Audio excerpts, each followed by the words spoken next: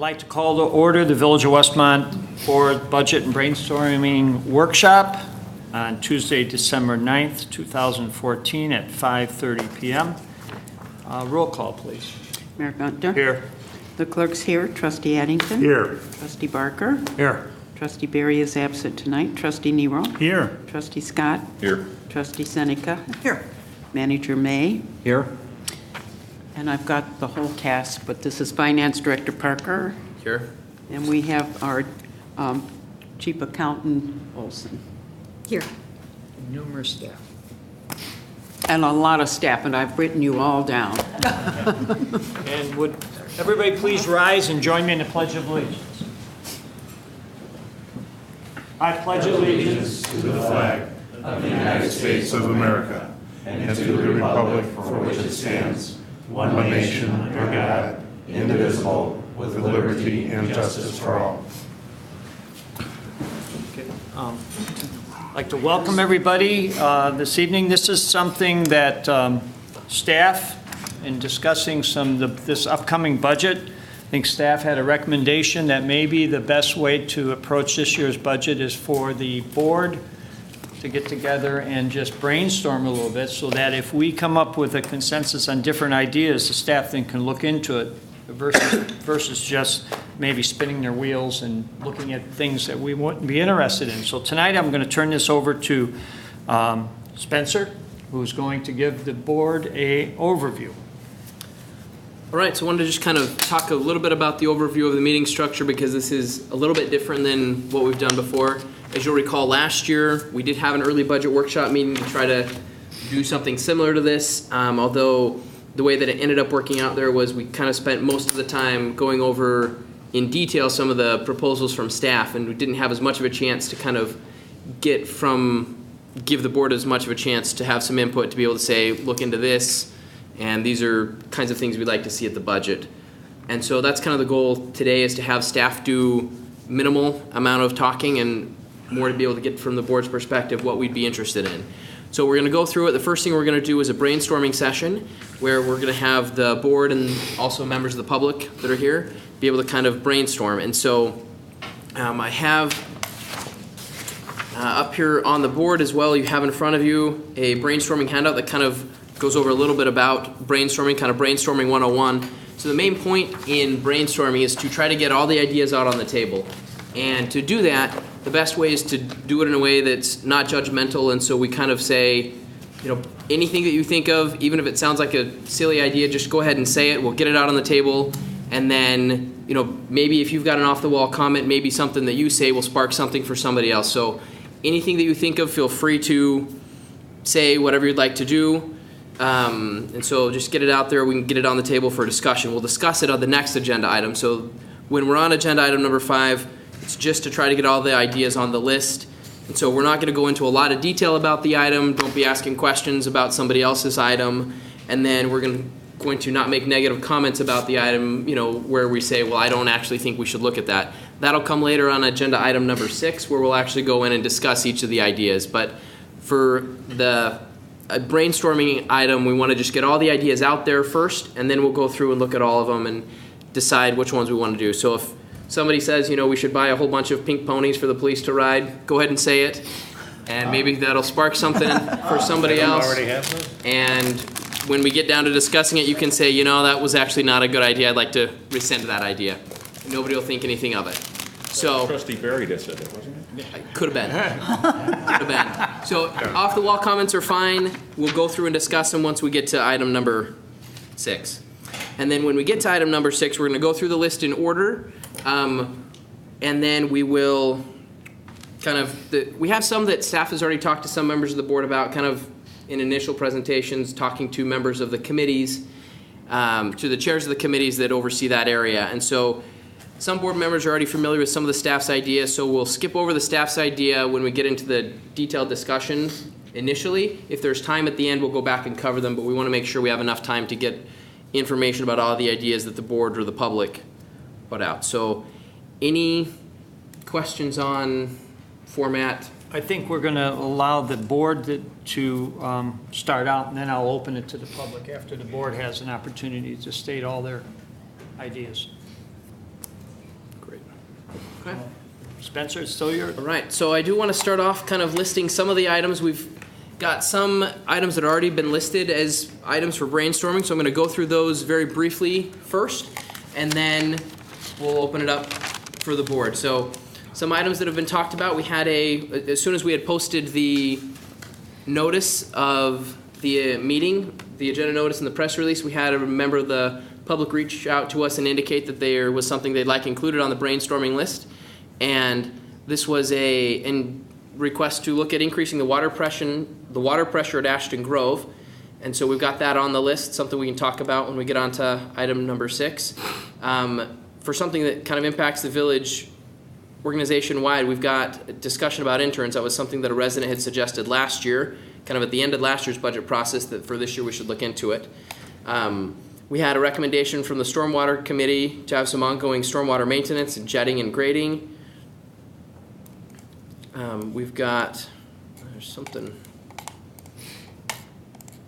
how about that set up there? We've got the ERP, sorry, technical difficulties there.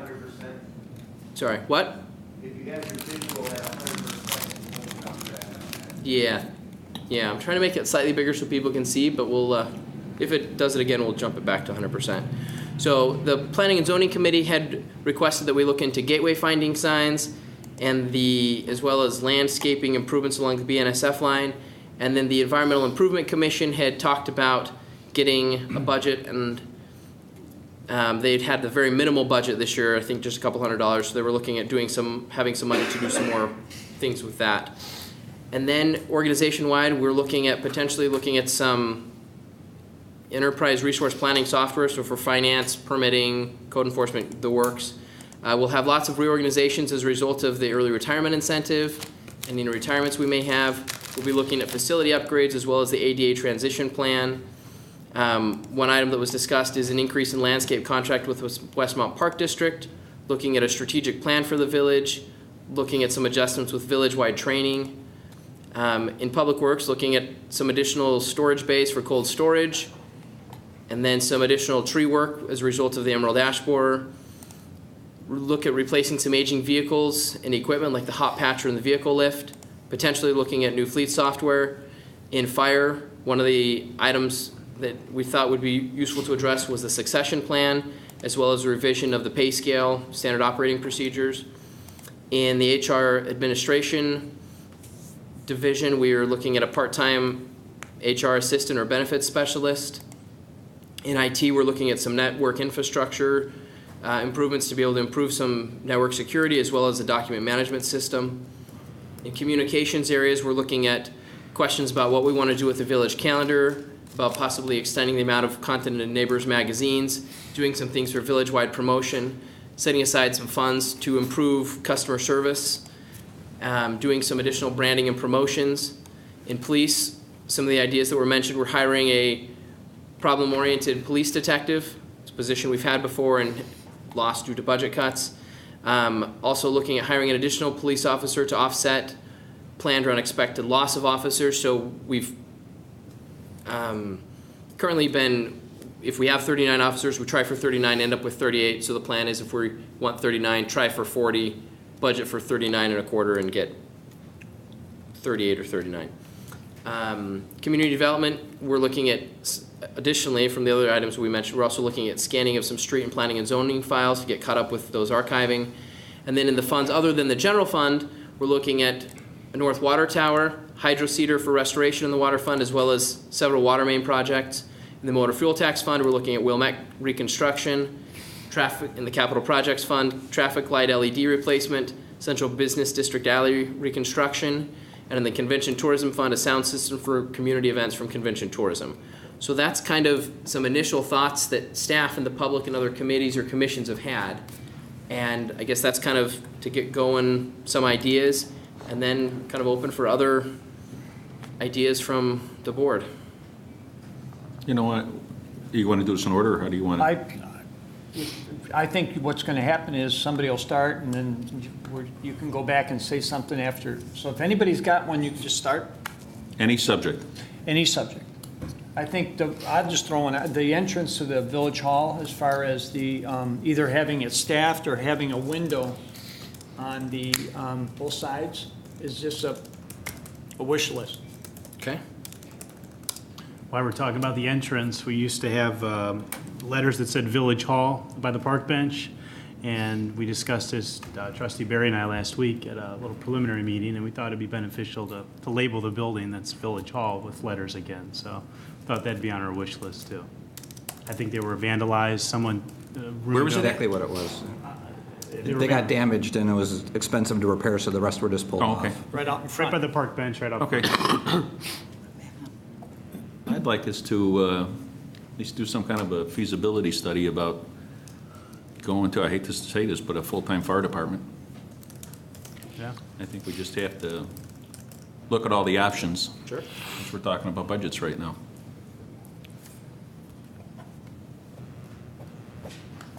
What else? And I know that Trustee Barry, I mean, Spencer, if you want to throw his. Yeah. And again, we want to offer our sympathy to his family, loss of his Brother-in-law? brother-in-law suddenly a little over a week ago. So it's a shock for his family. So I know he had several things. If Spencer wants to throw those out so we can continue. Yeah, I know he had mentioned taking a look at the vehicle replacement program and seeing if some of our anticipated useful lives for vehicles could be extended.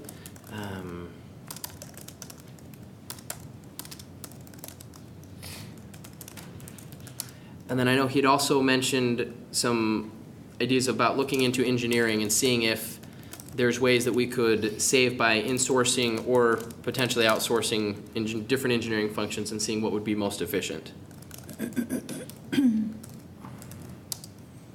And I think Steve, he mentioned the setting aside some money for building updates, or instead of just maintaining when issues come up, but actually looking into refurbish or maybe Reconstruction. modernize some of our buildings.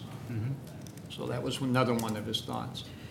Kind of like we do our vehicle replacement, but maybe All the some sort of facilities then?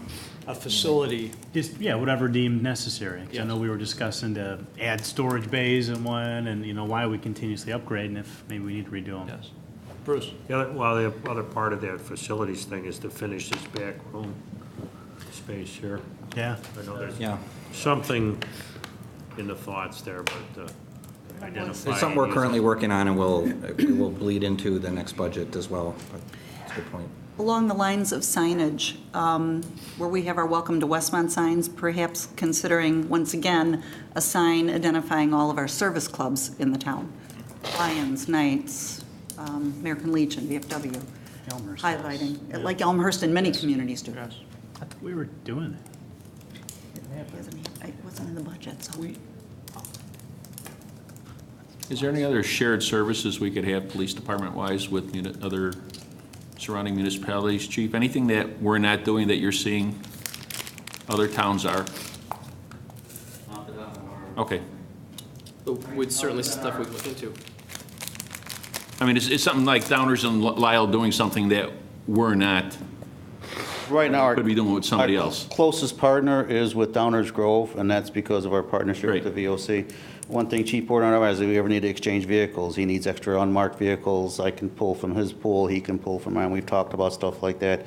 And Charlene Fair, as far as other services, there's the jurisdictional issues and not too much overlap. I'm worried, like, let's say, range issues, something else that where, it's not, where it has to be legal end of it like that. It's something Yeah, that, no, I see. we can borrow, they can borrow, and not, or use. They just did a refit for their range. Ours is still up and running, so that outdoor range, we use Lamont's. We contractually use theirs.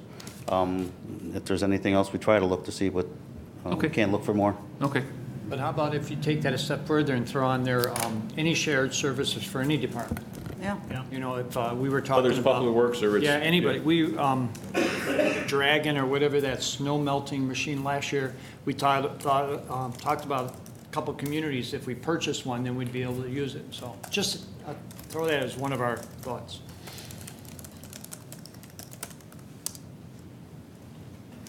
On that same line, we recently got an email about doing not just an area-wide, but maybe like a county-wide, like a traffic signal maintenance agreement too. So there's other communities reaching out for the same types of thoughts. Speaking of traffic lights, another wish list, they're called smart lights. I don't know if Steve or Mike's looked into them, or Noriel. I think, I forget the village that did it up north, Barrington did them, and it's just a wish list. I mean, they're supposed to be interactive, so you're not waiting at a stoplight, you know, it drives everybody nuts, so just a wish list item. Great, that's what we're here for. Barrington is the village, though. What is different about them? They're just interactive, so they're, you know, rather than weight and sensors, it's all, I think it's optical. I don't know all the details, but it's, So like if there's no traffic in one direction, instead of Yeah. have everybody sit there, you know, perfect spot, the train tracks, you know, it's obviously missed times and stuff. So, I mean, every stoplight should be smart, I think, but People the driving guy that through drives them all the should time. Yeah. Steve, how are we doing on the LEDs for buildings? That's all been switched out, or are we still? In the buildings, they're either LED or high efficiency, and we actually attained multiple consecutive grants to get a lot of that work done. And then the people doing the green infrastructure village-wide study are looking at how to apply that to, they're looking for more efficiencies in the buildings, but, you know, street lighting as well. And there's street lighting opportunities, it's just a majority of the street lighting is owned by Commonwealth Edison, and those opportunities aren't there. But traffic signals are all LED now, and What about village-owned property where we have that? they're either LED or a Okay. high-efficiency bulb, and we went through that audit at every facility we own. But the whole area in front of Village Hall and the train station, the streetscape improvements, upgrades, maybe a different kind of a look. How about down Burlington Yeah, with the brush all the way through to Downers? I mean, you can really tell where the city line is, and yep. we extend it from Downers down through us all the way down here. I think it does us a lot of good. We got the night lights, we got the nice Christmas decorations and everything else. I think that's the only part that's really, but if we could work with another municipality or another governmental agency in town who has the crews to do that, suggestion. Good one. Do we throw out street signs yet? I know we discussed that at one committee meeting, I forget, like a logo on the street sign or different colors, I think. Oh, yeah, were we talked about that at discussed committee. one point. I don't Didn't know. know if it was legal. I know, you were, yeah, I remember that. You were- The answer was we're limited by what colors we can use, and the recent change out we did was to conform to that. I know you do see it, and I think it was Trustee Barry that brought it up, but in more, you know, central or in more rural community, the colors tend to match like high school colors or something. It is pretty neat, but it's not lawful. But not lawful, How though. about sidewalks in every community? I mean, this has been one of the issues. Yeah. Every neighborhood, not every community, but every neighborhood having some sort of a pedestrian walkway Absolutely. on one side of the street? on at least one side of the street, yes.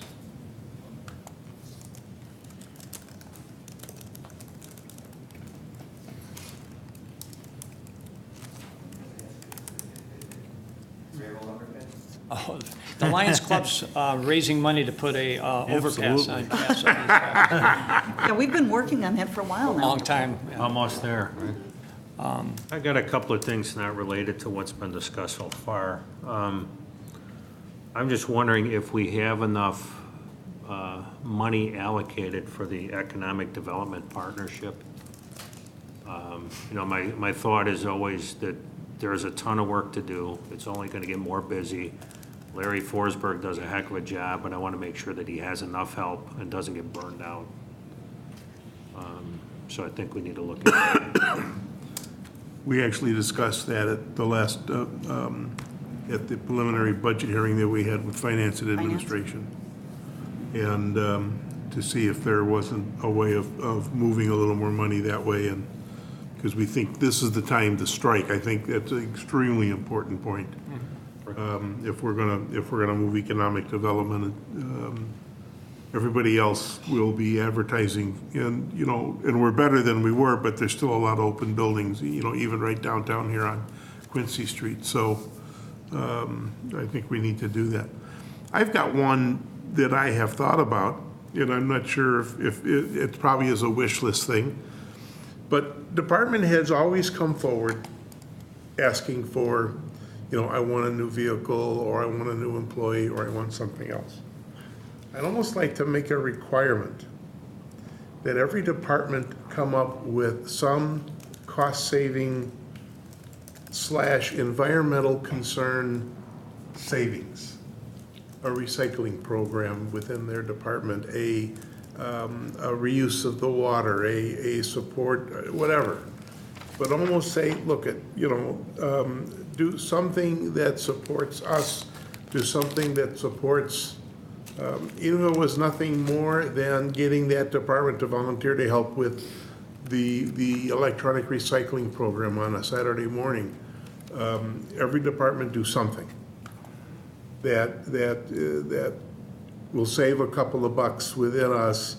And it might not be a lot individually, but, 6 or 8 departments, each one saving a couple of $100, the next thing you know, you got 1,000 or 2,000 and I would just like to challenge each department to say, okay, what can we do within our department to save $1 or $2? Is there, can we not kill a tree by using the computer or eliminating some of the forms or putting things on the computer so people can get it that way rather than having paper all over the place?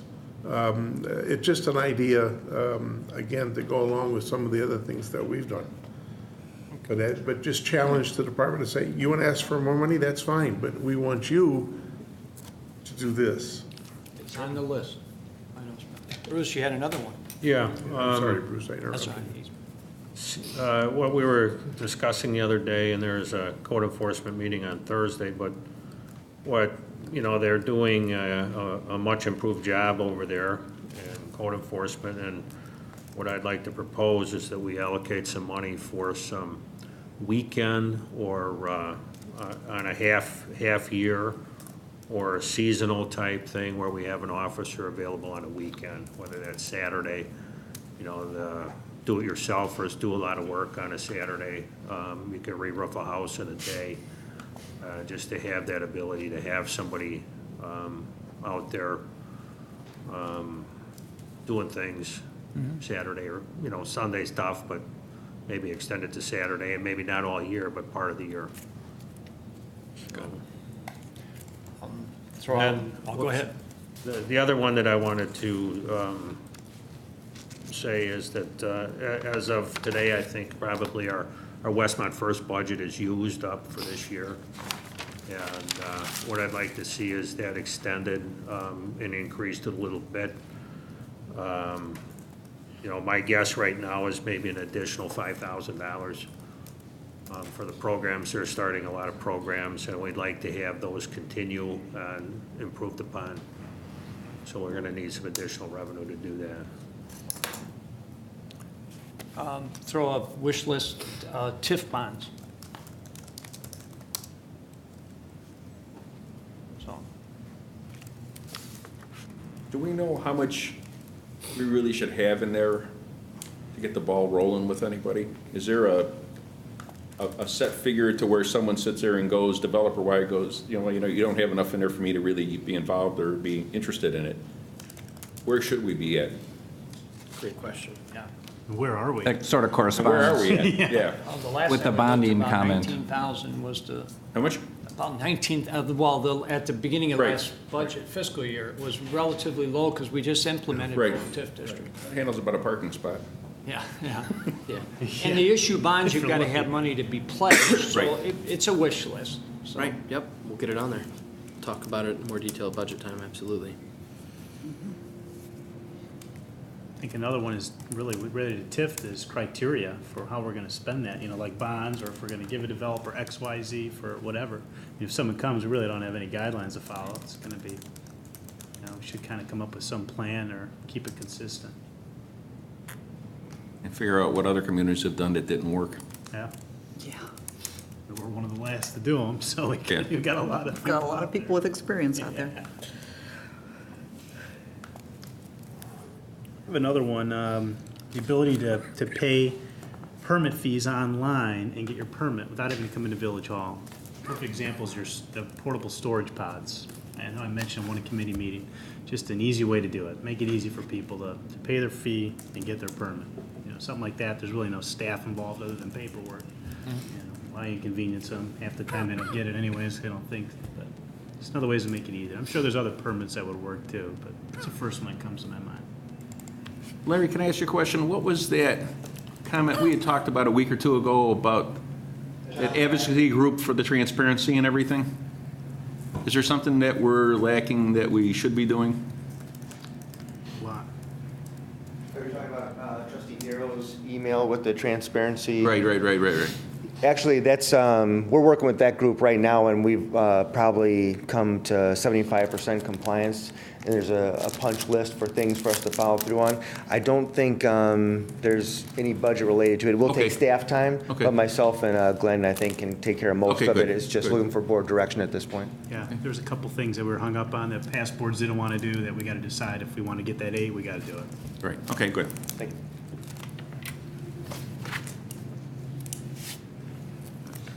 Anything else? Oh, you know, one for Trustee Barry we talked about, I forgot to mention, there's chrome around the building, Village Hall. He thought it was long overdue to be polished and cleaned up. It's one that he forgot to mention. Jim, Where do we have chrome? you mentioned I'm trying to before a picture 5-year. Chrome too. We just repainted all the railings outside and a, everything. Not a Chrome plan, but a like, 5-year I don't know what you review, call was it. it? Just the metal Revenue? doors and stuff? We brought that up also in It's brushed a little. Finance and Administration, which is to kind of do a tracking. Because I think we're coming out of where we were and kind of see where we've been for the last, say, 5 years ago, 3 years ago, last year, revenue-wise, and some of the key sources. And the reason I had brought that up was because of a lot of the real estate assessments in town have gone down. Not all of them, some went up, unfortunately, or fortunately, however you want to look at it. But a lot of them went down. How does that affect us as the village goes? And then, for instance, looking at the income that's coming in from those places that had opted to take on the gambling, the places for eatery tax, some of the things we've done, and track those and see, is it doing better than we thought? Is it not doing as well? Is there a trend up or down over the last couple of years to kind of then take that out the next couple of years and see where do we think we're going to be? Because that would help tremendously in our decision-making, especially with some of these more longer-range thoughts that we had, like the stormwater and some of the others of where the income is coming from. And we still don't get any breakdown, right, from the state as far as what comes from the stores or what comes from the car dealers or what comes from somebody else. No. That's mine. That would be nice, but it doesn't work. Maybe just be lucky the state sends us money. Yeah.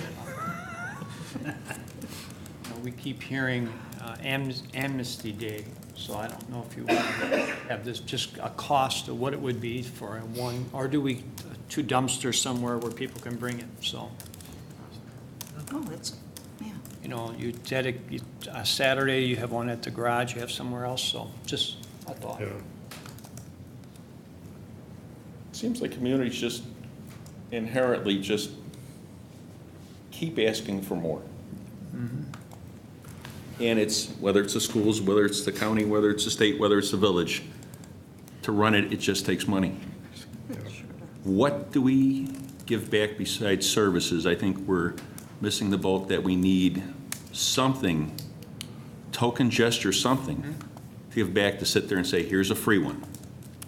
You know, not hide it in a water bill, let's not put it in the garbage, something that they get benefit out of, that they can see that we're trying to do. There's got to be that on the other end. I know we have great services, we have, you know, a lot of things, but unless you need them, you really don't, doesn't matter to you. I hate to say that, but that's what it is. There has to be that something that we give back. once a year, we have to do something to do it, and wish list. That's a good wish list. Yeah. Any other trustees right now? You could throw it out later, but what I The wanted. the only other thing that pops in my head, it would be other revenue sources that the village could avail itself of and aren't at this time, for whatever reason. And I'll throw one out there, which is vehicle stickers that we had done years and years and years ago. The problem is the cost of delivery almost exceeds the income that comes in from it. But it's another revenue source. It's a good wish list to think about. And again, I'm going to open it to anybody in the public who would like to throw something out or mention something, and then if the board thinks of something else in the meantime, bring it up. Does anybody like to come to the podium and address the board and any items that wish list budget? Other than, no? Now's the time. Come on up to the. Is this to add things to the list? Or Yeah. So Either or, right now. You can, if you want to come up, state your name so we can get it for the record. Good evening. My name is Jory Horn, and I am the president of the Ashton Grove 2 Homeowners Association. So I know it was something that was added to the list at the beginning of the meeting. So if I may, I'd like to address why we asked to come in front of the village. Currently, or apparently since the neighborhood was built, we've suffered from a very low water pressure. And because of this, due to the low level of PSI, all of the homeowners require booster pumps, and even with the booster pumps, the water pressure is very low. I've actually spoken with Mike Ramsey and Jim Cates in the Water Commission, and they came out and tested the water pressure of our fire hydrants during non-peak times, and they registered 24 PSI, which state requirements is that it be 20 PSI and above. So as you can see, there's not much margin for error there. Other areas of Westmont, I'm told, are above 65 PSI. So we are lower than a third of that, which is quite troubling. I also spoke with Lieutenant Masak at the Tri-State Fire Protection, and he advised me that generally they prefer that the fire hydrants be around 50 PSI. So we have some concern regarding the water pressure in our area. One, clearly for a safety issue, if the pressure were to drop, we're not sure that it would be enough for fire safety. But also, I was told by Mike Ramsey and Jim Cates that if it drops below 20 PSI, we run the risk of backflow contamination into our homes, which is also disturbing. I have signatures of the majority of the homeowners in our area, and many people have stated that in the years that they've lived in the subdivision, that they've had to replace their booster pumps at least 4 times because they're constantly running to keep the water pressure going. So we would like to, in hope that we could potentially do something to increase the water pressure in our area. During my conversation with Mike Ramsey, he did tell me that there are several solutions that could be done, one of which I know ties into potentially building a water tower in Westmont, that might enable them to increase the water pressure in our area if the water had somewhere to go. So I know that there are a number of solutions, and I'm certainly not a water pressure expert, but we did want to address this with the board. And You can give it to the chief. Can you thank you. give us the roads, the boundaries you're talking about in these? Yeah, so our subdivision is actually one long street, and it's Casey Court in Westmont. So we are actually, I believe, at the southernmost tip. The far southeast, The and far Falcon southeast. Place has a similar, South of 63rd. south of 63rd and east side. Yes. So I was informed by Mike and Jim that our subdivision is at one of the highest elevations in Westmont. I was also informed that Westmont is in one of the highest elevations in the state. So basically, all of our water has to travel up, which puts Stormwater us. goes. That bad. Yes, but unfortunately for water pressure, it puts us at a significant disadvantage. So we wanted to Okay. bring this matter to the board's attention and hope that perhaps something could be done about it. Thank you. Thank you. the number of homeowners again was? There are 17 homes within Ashton Grove, but as other people mentioned, there's a number of neighborhoods in our area that have also voiced complaints. I did not have the opportunity to reach out to them because of the timing of the board meeting and the timing that I spoke with Mike and Jim. But I know Falcon Court Grove, something like that, they also have similar situations, as do some of the homeowners along 65th. Up towards Richmond. So apparently, all of the homes in that area. Which, just to add to the argument, is called Ridge Road, and it's because it's high point of that watershed. So. Good to know. Yeah. Thank you. Just so you, I think you understand, this is basically brainstorming, and this is the first step in the process of our budget, which will take us to workshops, which our fiscal year is May 1.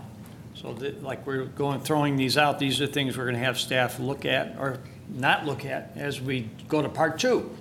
So is there anybody else? The rest of the staff is sitting there. So if not, then Spencer, unless another board member have any other thoughts on anything? Not right now. Then I think, I do have one more thing. This is really a wish list thing. You know, the downtown always looks so beautiful in the summer, and it looks beautiful, you know, the 4th of July when we have flags up and all of those dates. And of course now with Christmas. And then January comes and all the decorations come down and it kind of looks like nobody's home.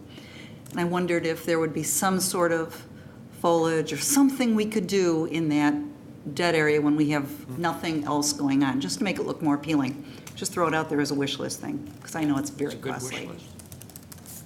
I did speak with Trustee Barry earlier today, and of the several thoughts he had, most of them were brought up today. The only one I remember that's missing was the enhancing the speed feedback signs, whether portable or at permanent locations if we thought. But I only point that out because he pointed out it is something that we'd be looking for. You know, we already have the pricing on that, and it will be part of the budget process already, as opposed to being a new request. But just wanted you to know that he was thinking of that today. any other thoughts? Again, can always be thrown back out. I think that the intent now is that Spencer wanted to then really go through and discuss the different brainstorming ideas and just get the board's kind of feedback and consensus or on, the pink ponies are out. Okay, no pink ponies. Okay. Oh. Good.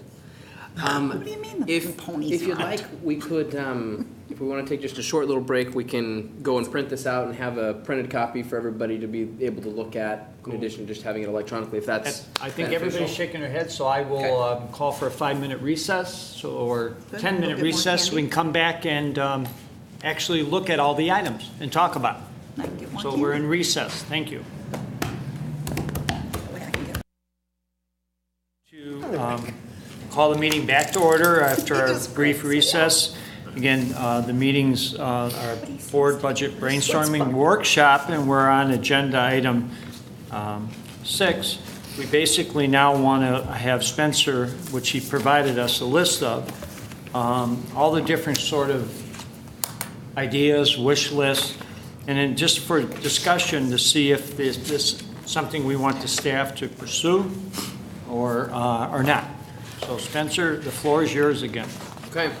So now we're moving on to that part that we said was going to come, the part where we, can talk about this is what we like about it, this is what we don't like about it, ask additional questions, and that's fine.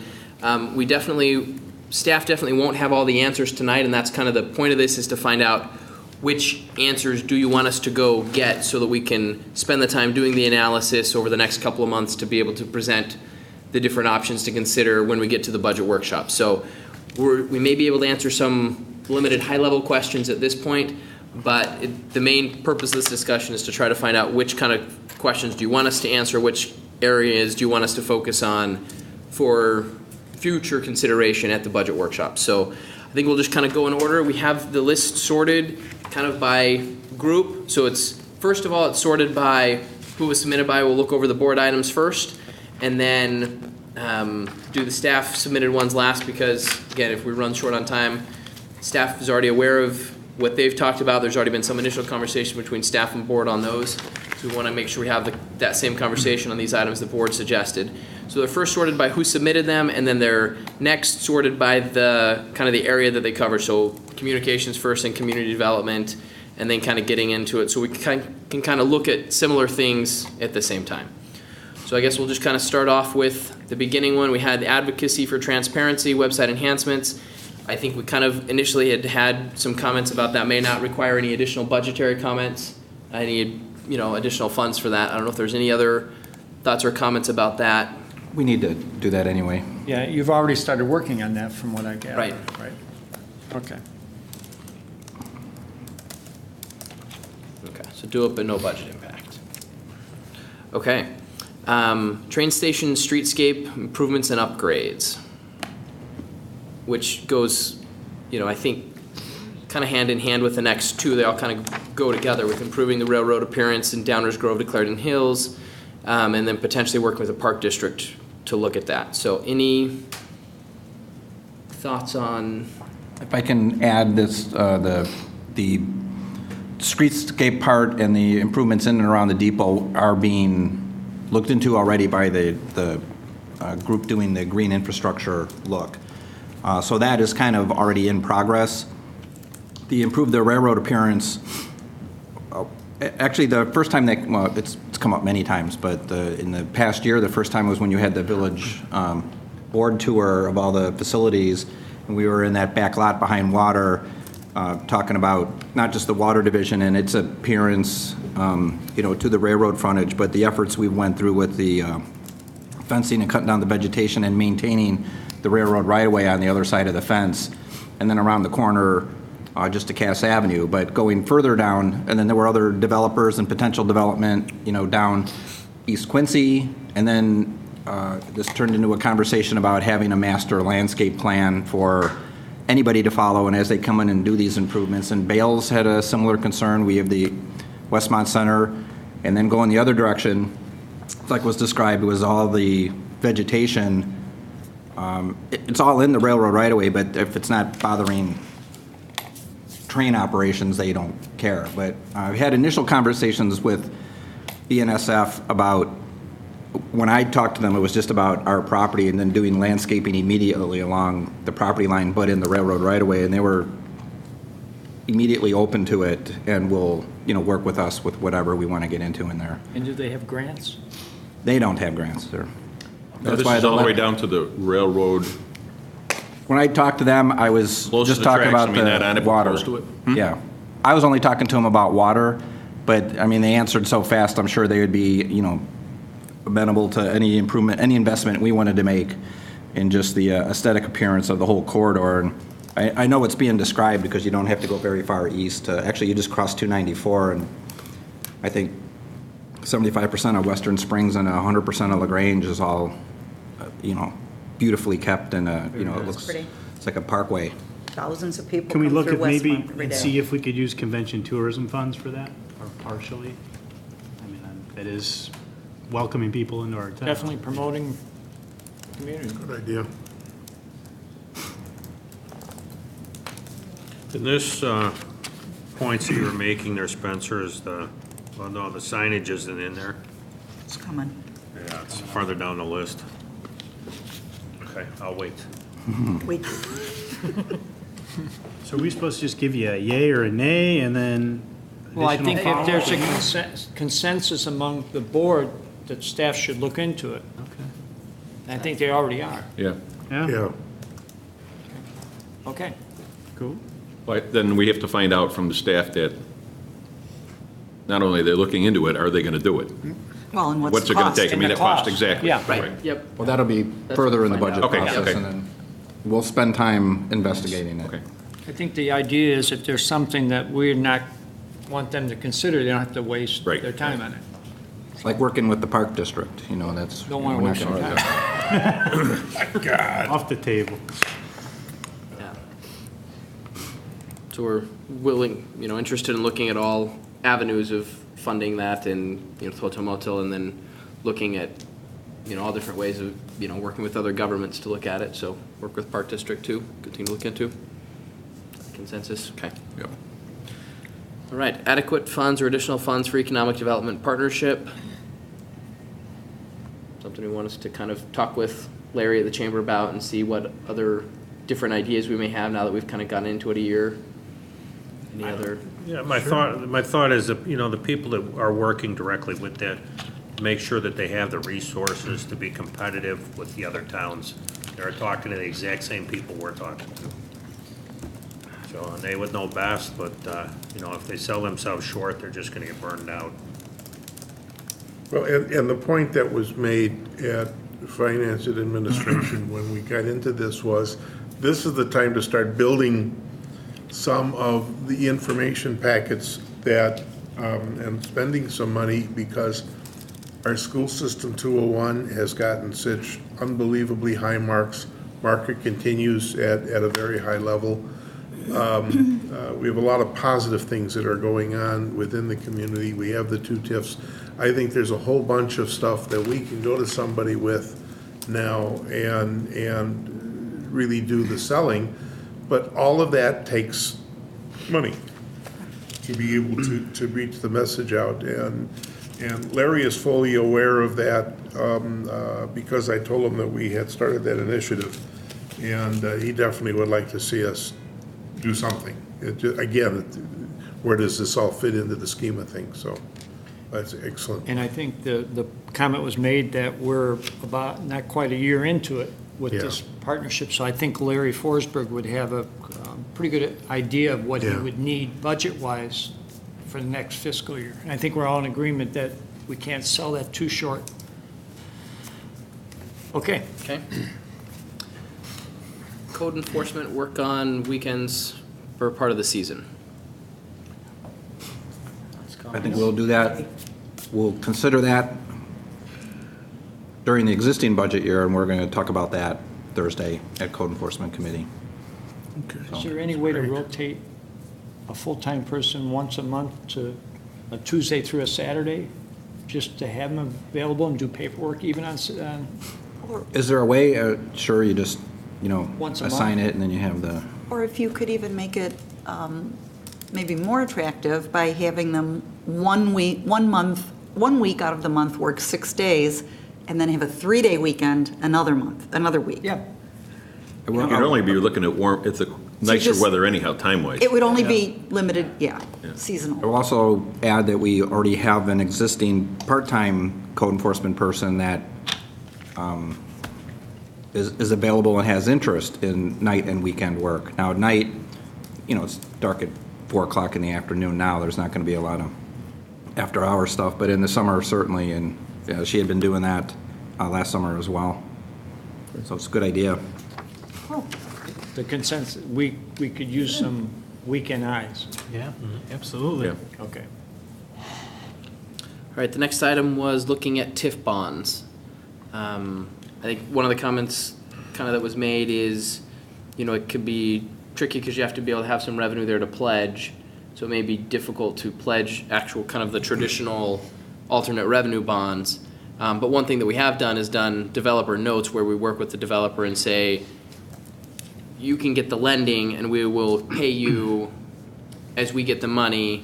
And so they're able to get a loan based on their revenue stream because they have their plan of they're going to do this business model, they're going to get their revenue stream, and that's what they're going to use to pay off their loan. And so then they can use part of that revenue stream as money they'll get from us to pay off their loan. And that's what we did with Mariano's, and that's what we've kind of done with other developers that have asked us about it. We've kind of said we're open to the idea of a developer's note. We're okay to go into debt, but we'd like to go into debt specifically to you, and then if the project doesn't work, we don't have to keep paying for the debt that we issued. But what that doesn't allow us to do is anything that's more of the kind of the if we build it, they will come. So if we improve infrastructure in general, more people will want to come. And if we don't have specific people, we can't really do the developer's note. So that, I guess would be the reason to look at some other general bonds if there's specific infrastructure improvements we want to do, rather than specific developers coming in and asking for some stuff. Good answer. Do we want to look more into those kind of general infrastructure stuff? Do we want to, at this point, keep waiting for a developer to come and then work with them individually? I don't know if there's... can you present to the board during the workshop is what would you project we would need to issue, $2 million in bonds? What kind of revenue stream would we need? We know what we needed to issue to $10 million. What would we need if we wanted to do some project in the downtown TIF district? Well, you want to have the answer for the developer when he gets here. That's Right. But instead of saying, we'll get back to you, Right. Yeah, Let us crunch the well, numbers he's looking and we'll somewhere call else ya. who's already got an answer for him. we got to be ready. Yeah. And I think to be competitive with Yes. surrounding communities, we have to do it. Okay. And then similarly, I think, is kind of the question of what does it usually take to get the ball rolling into TIFs? How much is sort of the critical mass to get funding-wise and stuff for that? That's kind of that question. And we have a TIF consultant that we can work with and probably get a lot of that information from their experience. We can probably reach out to them and get that information, I would think, assuming it's something that the board would like. Yeah. Is that, okay.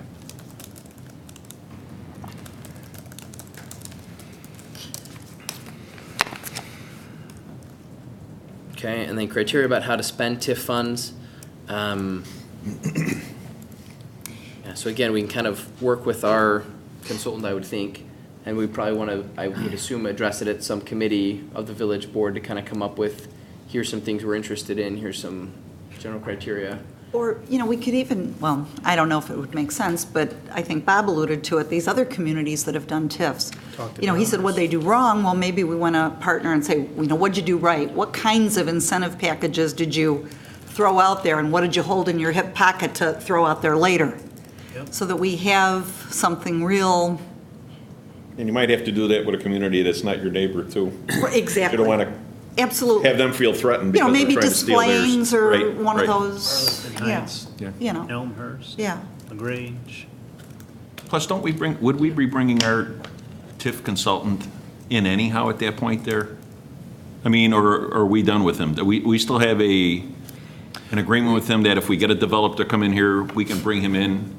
We have a different TIF consultant, one that specializes more on the financial side of things, working with developers. Okay.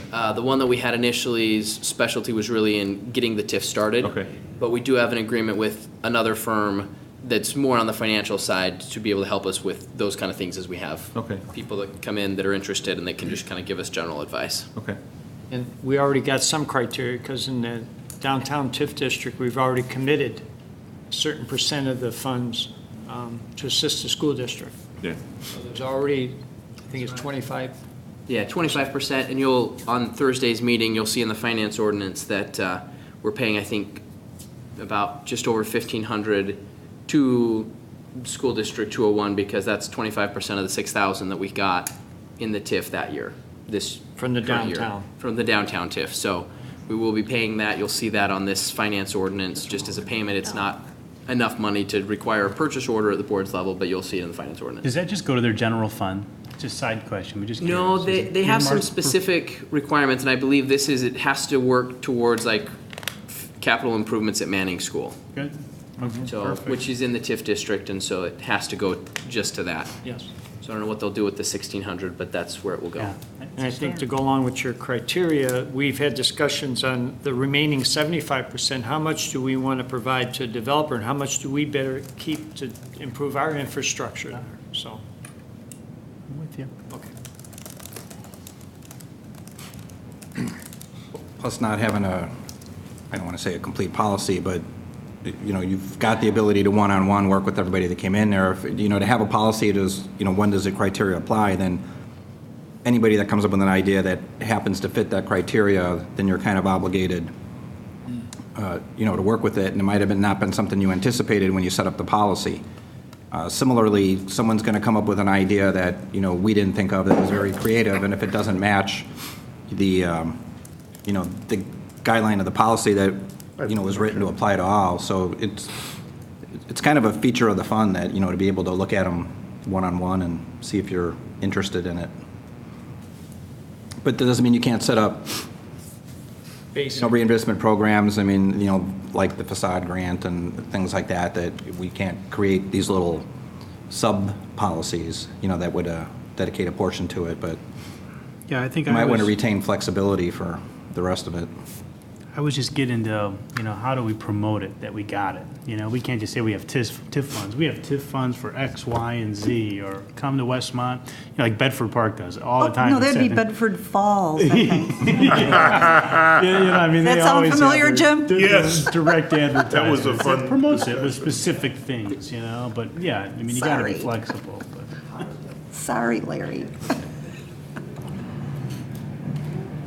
I think those are Okay. enterprise funds or something. Mm-hmm. And then we've got, the next item is also closely related to that kind of community beautification. We can, we talked about funding it through convention tourism, and that would be some downtown beautification projects to be able to have something from January to when we put in the flower baskets. Any Last year, we left the lights on until February, that's one thing. Too cold. Because we No, had I to. just- yeah. I agree, but what would you, the I don't staff know. ideas, like, what could you put there? Village flag. I don't know, I know Village when. flag? Well, I don't know, when we toured Des Plaines a few years ago, they had some really interesting plantings around trees. They were actually, like, do you remember that, Bob? Mm-hmm. The pots, like permanent pots. They had the they're fence around it so nobody could walk over it and kind of trash Mm-hmm. it, but they had those in there, but And then they would put different, like maybe in the winter it's what, evergreens, I don't know what it is. but what's wrong with taking down the Christmas ornaments and still leaving The white? the white lights up there? that. They do Just look an really, attraction anyhow. they do look really pretty, don't they? They're I like Easter that. lights then. That's Right, there you go. Yes, then they become Easter lights. We just have to make sure we do them separately, because I think it's one strand that goes all the way from the wreath down the pole. so. Oh, I'm not sure, but Yeah. we look into it and certainly have to plan Brightens it ahead up a next little time. bit and Noriel's nodding. I like that, You're you right. really lights up the We downtown. get chaser lights and make them blink and stuff. Good idea. We could time them with the music out of the light poles, Now we're talking. or not. Turn them into decibel meters, right? Okay, so that's something the Get it ready. consensus is to look into that and try to find some good solutions for that. Okay, permit application and payments online, especially for example with storage pod permits.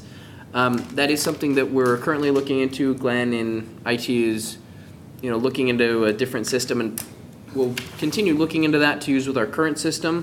But that's also something we're going to want to consider if we do decide to go looking in at the, the additional finance or enterprise resource planning module.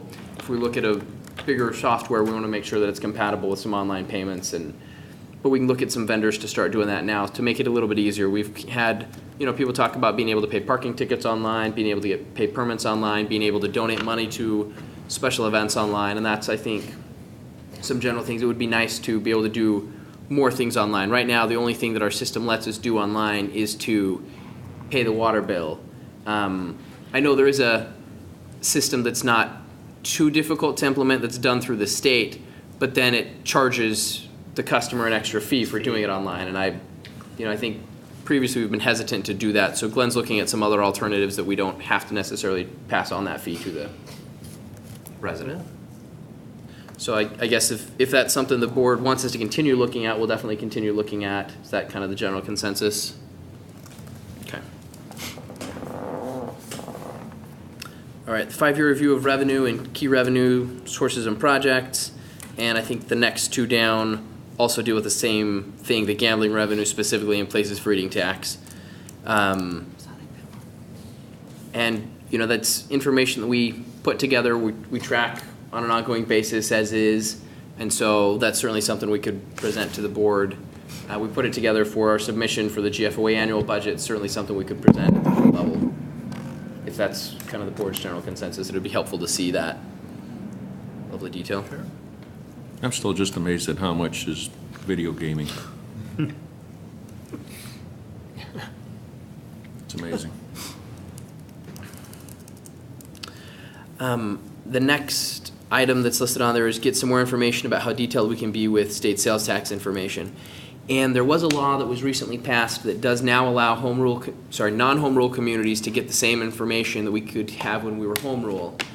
The downside is that we can get from the state specific information about individual businesses, but it's set up in such a way that we have to sign an agreement that only a certain number of, 3 or 4 specific people are able to see that.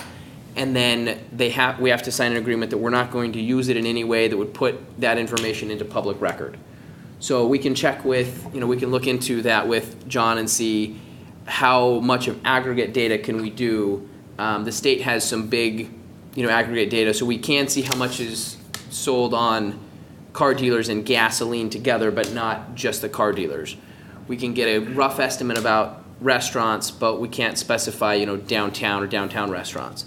John did tell us a couple of years ago that it would make sense. We could be able to do, here's the downtown as a big group, and he didn't think that that would be a problem. So we may be able to, if there's specific aggregate groups that the board's interested in, we could probably look into that. I mean, it would definitely take some time to be able to go through and say each business, which group does it fall into? Because we have a lot of businesses in town, but it's something we could look into. We could get some information from the attorney and look at some more detailed analysis on that if we know kind of which kind of groups we're interested in looking at. Do you think it's a benefit from the staff standpoint to be able to break? We've done, limited analysis just to kind of look at some specific businesses and make sure that, the businesses that are on the borders are really giving us the money. We're really getting it from those businesses. We've done it occasionally with kind of saying, look at some of the, car dealers and, to help with some estimates on, when we looked at if Mariano's comes in, could it potentially be taken away from other tax bases? And so we've done some analysis with individual. We haven't done much with a big aggregate, here's this group or that group. Yeah, but since car dealers are most important, Right. Yeah. we couldn't do that just them, not individually. Yeah, I think- just as a group, not including gasoline. I think that we probably could, and what we could do is we could probably use, so we can talk with John and see if we can actually get exact numbers or if we can use them as a guideline to make some good assumptions as we estimate it on another, we'll technically be estimating it from a different perspective. We'll just use that as a good gauge to see how close our estimates are and adjust our estimates so that they're accurate. But we can check with John about that, and I don't know if there's a limit on how many have to be in a group together, but I think it'd be a good question. We can definitely get more information on that.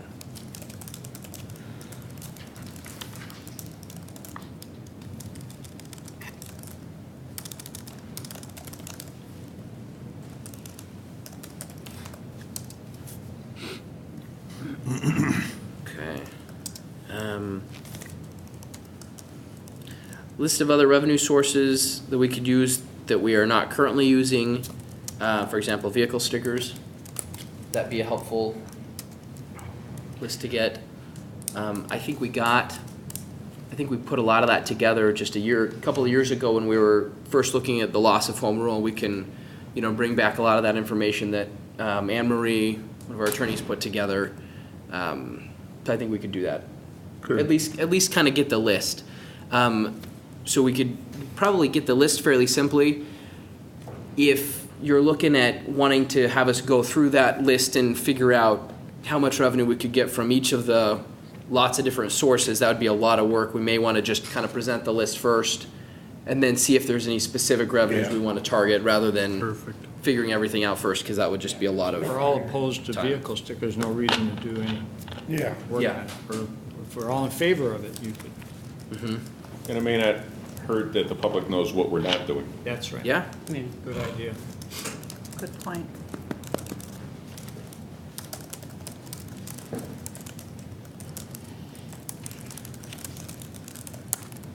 Okay, and that's something that we could potentially get the list together and then talk about at a future finance committee where we say, here's the list of different revenues, which ones are you interested in us looking into, so we don't need to, necessarily have another special budget workshop meeting for it, but we can still get some direction before the budget time itself.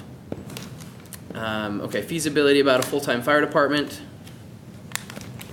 Any thoughts or comments on that? Just kind of something to look into and analyze. I think we have to just have the fees, what it would cost us. I think it's good to show what savings it could be Right. to the community. Trustee Addington, was that what you're gonna? No. I wanted to add another step to that. And this is something that a lot of towns are looking at. And I know when you throw this word out, staff falls on the floor gagging and choking with privatization. Is there a way within this village and its size that we could even consider privatizing some of the departments?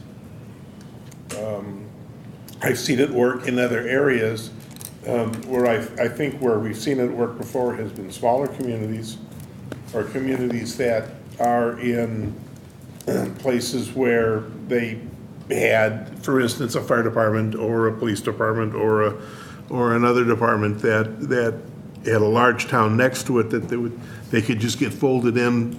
It was almost seamless, if you will. But it does save money. I always use the example, and this is an old example from 30 years ago, of a small town in Cook County that basically privatized everything. Crestwood. Was it Crestwood? Yeah, they finance everything. They had like 2 employees. And then send a rebate check to their Didn't they go bankrupt? customers. But that was at a different time. But, you know, like I said, I hate using that as an example because then they got their fingers burned by not following up on some other things. But I think it's something to at least leave out there to talk about, because historically, those communities that have found ways of privatizing, or again, this goes back to the question, I think, Bob, that you asked about working with other departments and doing things, is that's where you save money. Okay, so then would you like us to kind of go through the process of putting together an RFP and seeing what vendors are interested in providing privatized fire service and looking at other communities and getting quotes? For me, this is just myself, and we're brainstorming and just giving our own opinions, but for me, I think it's premature to put RFPs out there. I think we have to first do a little homework, do a little legwork. The thing that we can never lose sight of is when you do something like that, and yes, in many cases, it saves a lot of money, but you can't quantify the loss you have to your community. Yeah. I mean, we took a hit when we moved the 911 center. You know, what are they getting from their government if we're sending everything someplace else? Well, you It's better just- be saving a lot of money if you're gonna do it. You better be saving a lot of money, and it better be seamless. Right. Yeah, I think the avenue to look at is partnerships, not so much. I think more, That's a better way I mean, to I'm say it. willing to look at anything, anytime, but You know, I think that's the future, especially in a county like DuPage County. I mean, there's no reason we all have everything we have. I think there's more synergies that we need to take advantage of. But will it ever happen? Is it unrealistic? You know, that's one thing. But I think that's where we could look, like, you know, you mentioned, Bob. I think there's. and then you there's gotta don't be stuff really we can do lose to that share. community. You know, I just don't want to give up the community piece of it. Tough to get, you know, So then, rather in than, charge of my life, or anybody's life. Right. You know? Yeah. Government does some things better. so rather than necessarily looking at Some. privatizing, maybe look at exploring partnerships of working with other communities? Okay. And explore the costs, like Jim was saying, look at it, you know, see, you know, get some numbers. But I just for me, I don't think we want to go down the path of sending out RFPs, and Yeah. I think that's pretty premature. Yeah. Well, I think privatization just gets a bad rap news-wise, and here we're trying to tell everybody what the great things are here in town. Right, we're and talking it about giving never gets a something back. positive.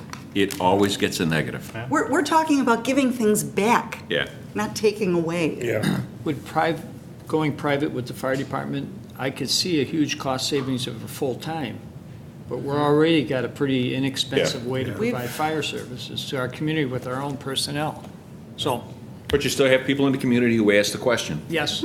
And I so think it's good just for that to show. have, here's the figures for this, Have the here's the answer. figures for that. Have the Just answer. to show. And this is why we do it. Absolutely. And I think since, I know Bruce, myself, and Jim's probably done it from the past, I've never seen those numbers as far as what the cost would be for a full-time department for the community. good to I've show, heard yeah. numbers. I've heard 3-4 million, but Or maybe it's good, or more. Yeah, I mean, I guess I'm interested in the numbers because that's part of the equation, but, you know, a lot of things that I'm involved with the village is building the community. And it's not a dollars question for me at all, so. Good. So kind of two different areas then. One, looking at partnerships with other communities in terms of equipment, kind of the same things that we talked about previously with police. And then at least getting just sort of some estimates of kind of the different ways we could do it. So the option that we currently have, find out what our costs are, find out what the option of going to a full-time department would potentially cost, and find out what the option of, you know, privatizing to, you know, completely outsourcing it, what that would cost, and be able to compare those. Is that? Yeah. Okay. That sounds good. So we'd only be kind of putting together a rough estimate of the cost, not necessarily getting out RFPs. We wouldn't be saying. Just so we know if we want to go down that path and even go further. That'd be for a time for a board long after us. Long after. Great.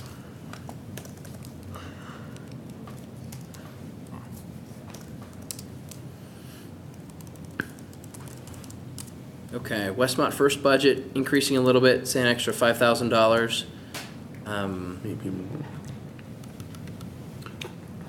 All the good things they do, that's the least you can do. Yeah, I is think the earmark some positive more funding for 'em.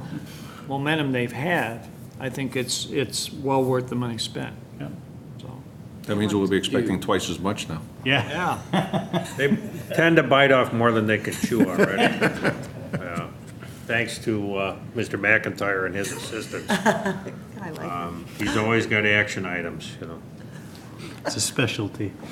Do you want for the budget workshops then kind of maybe like a summary from the Westmont First Commission of kind of what they've spent the money on this past year, how they've used it, and what they're going to be doing with the next 5,000? yeah, that's. Actually, that'd be an important step with any of the budgets we do is, you know, we're just talking about a lump sum and how was that derived? So we would need some sort of support as to what that would be applied towards. Yeah. Just some. Is there a time that you need that, Spencer? I mean, we can work on it. I mean, I guess. Couple of weeks? Yeah, a couple of weeks, month or two would be fine. So December into January 24th, is fine, you know. if that works. Well, we've got a meeting, I mean, we've got a meeting, it's, you know, it's not a huge budget, so it's not that Yeah. complicated, but. As a committee, they should be looking at formulating their total, you know, look at the entire budget and the total budget request and, you know, what it is and what you would like enhanced and whatever that adds up to will. Yeah, well, we have a meeting coming up, so we can start that. Thank you. Great. Okay, any discussion on the Welcome to Westmont sign, kind of identifying service clubs like Elmhurst does? I know we've talked about it before, but it never really. Yeah, I thought we were doing it. It's kind of, I mean, And I'm all it's a for it. combo project. It's sort of in progress with the community billboard signs and the informational signs, but tandem to that, and we were kind of waiting to see how that one went, and then get kind of a repeated feature, and then have, you know, I think we have money right now to hire someone to kind of do a design of what that might look like and where we can put them. You know, north end and south end, you know, there's property, not acquisition, but easements of where you would put these things, And to go with that, we were looking at, the request was for a place to put recognized athletes or teams that have fared well statewide. Yeah. So, That just happened to come up again the other day, it did? yeah. Church. At one of the local events, someone brought that up again. The athletic signs. And then my other point with the signage is, I understand, I understand the need to enhance and beautify the downtown area, but I also want to see whatever we do with signage to be extended throughout the community, north and south and east and west. So if we keep a more global mindset when we're looking at those things. Absolutely. Because we want the people down there and the people up there to know they live in Westmont. I think there's a consensus amongst the board. We're all in favor of pursuing those signage. Yep, Okay. sounds good.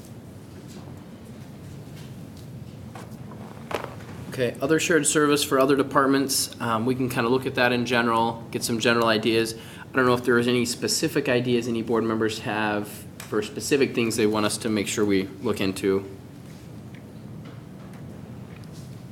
You know, just Anytime we on can- this, Anytime we can partner and provide better services or cheaper services, it's to our advantage. and maybe an idea would be to, you know, maybe the mayor or, you know, even trustees to reach out to other communities rather than staff, you know. Mr. Martin Tully, Downers Grove, we're looking at, you know, are you open to this? And doesn't mean we can't have a community coffee with other mayors and brainstorm and see if they're even open to it, because why are we gonna? Coffee with the mayors. You know, or even, Something. you know, might there be even an opportunity with other taxing bodies? You know, maybe it's something as silly as copy machine leasing, or, you know, something that maybe they, you know, we could partner with the library, the park, or the school, either the school districts, or, I think we recognize what you're talking about. We have a lot of, we have several relationships with Downers Grove. We have Park District, recently with the library, with the community signing. We do Park District, both landscape maintenance and then like so we do. plan review, landscape architecture services. There's a lot of intergovernmental work that, you know, we look for those opportunities often, take advantage of them when we find them. And maybe that would be something that would be useful to present at the budget workshop School as a, districts. kind of, here's a list of some intergovernmental agreements we have, here's some ways that we are working with other governmental units to be able to provide a better experience for our, you know, our residents that, you know, are in all these places. Here's how we're doing things more efficiently, kind of show them, kind of goes along to a comment that was made earlier about, you know, departments coming up with ways to save money, kind of showing as part of the budget process, here's where we've already come so far. Just bringing on it, we were talking about the railroad. Is there something we could do with Downers Grove so they could just handle it all the way down since they're already up there anyhow with the Yeah. equipment? There you go. I mean, they're already cutting it right there all the way along the side instead of just having that dividing line where they go up to. What could we do to trade or do something where they could just continue it and maintain it for us and it looks seamless? Same time, same days. It's never like they did it 1 week, we have to wait, and you've got that difference in appearance. I mean, we just have to coordinate it if we didn't, just so it looks good all the time. Yeah. Part of our, it's a good point, but part of the issues that let the section we're talking about get like it does is the slope. So we might have to be, you know, if we clear all that and do some other kind of vegetation, it might have to be like a ground cover or something like that that would be very low maintenance. For just mowing it, the parts we can mow, we do. So you know, east of Cass, you know, we cut that, but of course on the south side, that gets steep again. So it's where you can't operate machinery that it tends to get overgrown and unkept. So it's a good thought. Yep.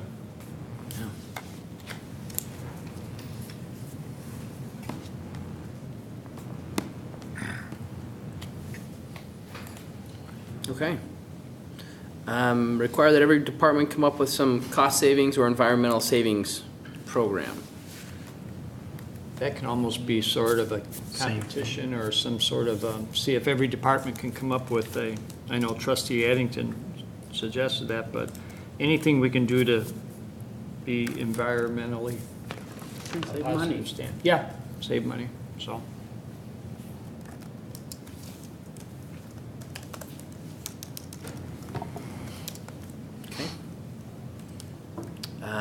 Give back something to the residents that they can get a benefit and can see that we are trying to do, well, I was typing kind of quickly there. So give back something to the residents that they can see, right? I think it's just gonna be something we're all gonna have to brainstorm on and Yeah. I think and then one idea would be an amnesty day, if Yeah. that's something we want, because you hear that a lot. So I think it's a good kind of concept to let them know they're getting something that's not going to cost them. It's part of their tax. something new. Yes, something new. Yes, I agree. I like it. All right.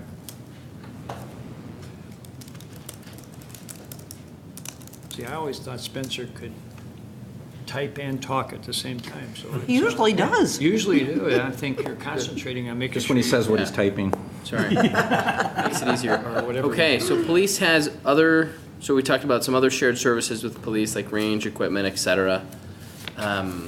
Any specific thoughts on that? Or just kind of the general, similar to what we just talked about with other departments, just kind of seeing what works, what we can do, and continuing to do that? Anytime you could partnership with anything that could provide better services or save money, it's a plus. Okay. I think we covered that with the. With everything. With the catch item, catch all. All right, entrance to the village hall, staffed or having a window on both sides. I like that idea. Like it.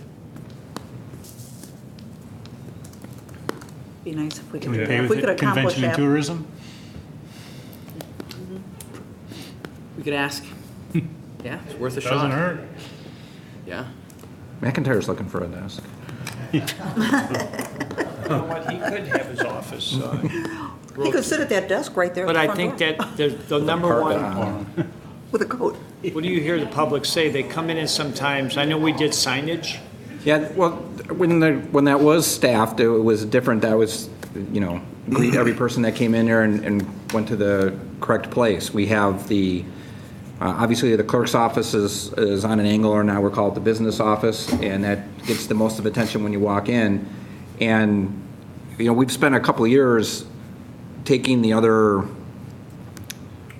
attention out of the rest of the building and combining it all in that municipal services area, so that the only choice is you turn left or right when you walk in the front door into either the window or in that first door. For a while, we had that, tether across the hallway to try and keep people from going down the hallway, just so that they went in one of the two places where someone could help them. So we've signed that differently, and we've done that better. There's a monitor hanging up over that desk where that was, trying to get that attention on meeting nights. There's a different message up there directing people to go upstairs. So I guess, again, recognizing the point, we've been taking physical and electronic steps to try and address that too, but there is no person right when you walk in the door.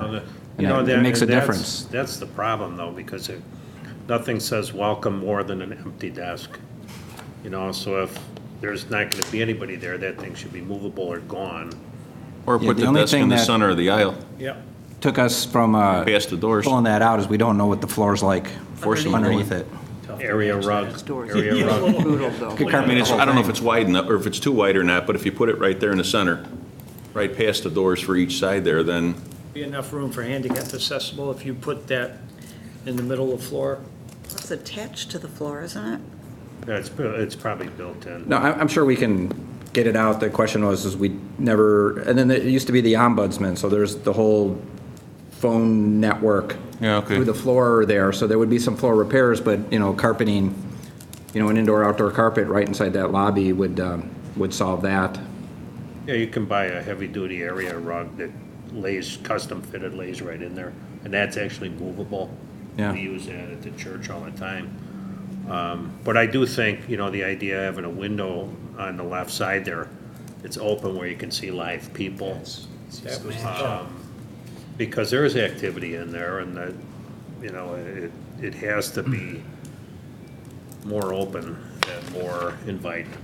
And if there's, if nobody's gonna be in the hallway, then that's the next best thing, you peer in the window at the clerk's office area. But not even a service window like a counter, you just mean a window so you know that Just so there's you activity see- right on the other yeah, side of the wall. I can find a That's where you wanna living go. person in there to the left, Yep. or I can see somebody in there to the right and go to either one. And you can see somebody to the right, but, Yeah. and they're pretty good at getting them So- into you immediately into municipal services. Are you, What would help that, But it's though, an is if extra that step. window was Pardon? larger. It's an extra step. On the right side, But too, it's but not I wouldn't spend the money. Not a crisis, but yeah, a window because would be if nice. Kathy's not at her desk, you don't see anybody. So if it was a bigger window, that would even be better. Yeah. And are you saying a service window or No, just a picture window? Just a Just a picture window. window's fine. Just so you see living people. Okay. Put a monitor up with a recorded image of what's going on in that office and make it look like a window. Cost cutting, right? I agree. It's more of a warmer Harold feeling when might you be able to walk get in. us a discount on a window. Yes. maybe it's something we could look at tonight after the meeting, walk Make down a there, deal just on a permit. Yeah, and just kind of eyeball it. eyeball, yeah. Okay.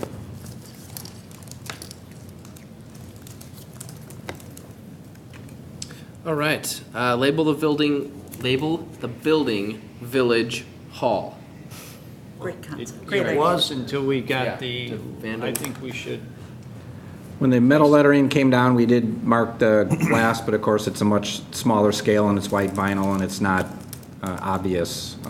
You know, the big lettering was good and grand, but it was also very low, well, it was sidewalk level, so you didn't really see that if cars were parked there, or you didn't know what it was from the train either. So maybe we should look at a new location for it, up higher or something. Is there anything we could do, I mean, with the train and so many people going by every day, could we do anything that would be tasteful but backlit? You know, like letters that stand out, but just a little bit of a light behind? We did. You see that in communities all the time. You know, so it's at night. On the north end of You the know, building that's- by the chapel at Holy Trinity there, I had a man make a stainless steel signs where he cut the letters out. And then it was simple enough to anchor it in the mortar just with tap cons, and it's raised off of the. Just a tiny But is bit. it lighted? I It's- mean, externally? It's in front of it, but it could be backlit as well because you could adjust the Or in gap front. with a spacer. And, I mean, it was easy enough where we installed it. I don't know the cost of the stainless steel, but it's, you know, maintenance free. You know, so I don't know what the expense would be, but it certainly is I just think it would be nice if attractive it- and. The hard part's getting it past community development and the sign permit, so we'll have Yeah, to start well. there. Yeah, That's a well, lot good luck with with that. that, right? I tend to agree, elevated a little higher Yeah. and lit Trying to would be picture it, nice. but- Yep. I mean, you know, if I had $1 for every time somebody said to me they thought Westmont Center was the village hall, I would be so wealthy. Yep. So maybe just to identify the building a little bit more. Yep. Okay. So then the next item in there is engineering, looking at possibly insourcing some engineering, possibly outsourcing some engineering, kind of looking in general at engineering and costs for that. I think that just falls under the partnership. Yeah, it's kind of looking at the big picture.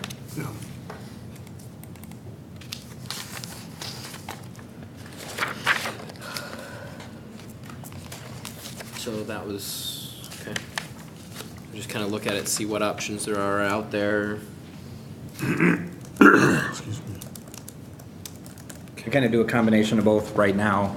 We do what we are equipped to do in-house and then rely on consultant work for the rest of it. Have we ever looked, instead of using a consultant, using a different village? Do they have the capabilities?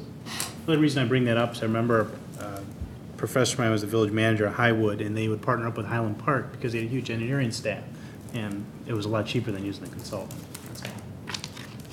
I don't know if you've ever done it. It just- had never occurred to me, but we can, if someone's interested in that. Any neighbors have, they think it's just, again, that whole partnership thing. Maybe. Worth looking into, for See sure. what's out there.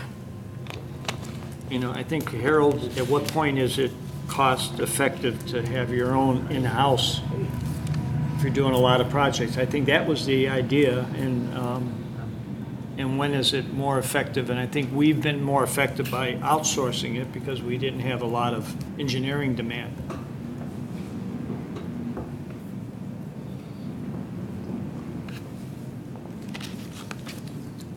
I mean, there's not only engineering, you know, you could have a staff attorney that is just you're not paying an hourly rate. It's just, you could do that with a lot of things if you feel it's cost effective. Yeah, you have to look at all of it, The whole as you're thing, saying, you yes. know, the benefits, the, And what support staff does that person need if they're here? So, Okay, so for engineering, that's something we want us to kind of look at a couple of different proposals of other methods of doing it and see which is most cost effective. That. yeah. Consensus, okay. Okay. Building updates. Kind of, if I recall correctly, it was trying to be a little bit more proactive about some of our building maintenance issues. Is that? It goes with the Was. next one, facility replacement program. It's kind of Okay. setting aside something like a vehicle replacement. Yeah. So we can have money set aside to keep our buildings looking very good and updated.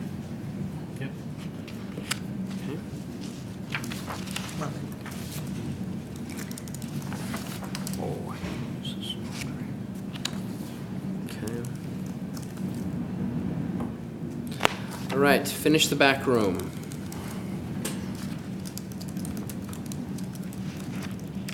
Any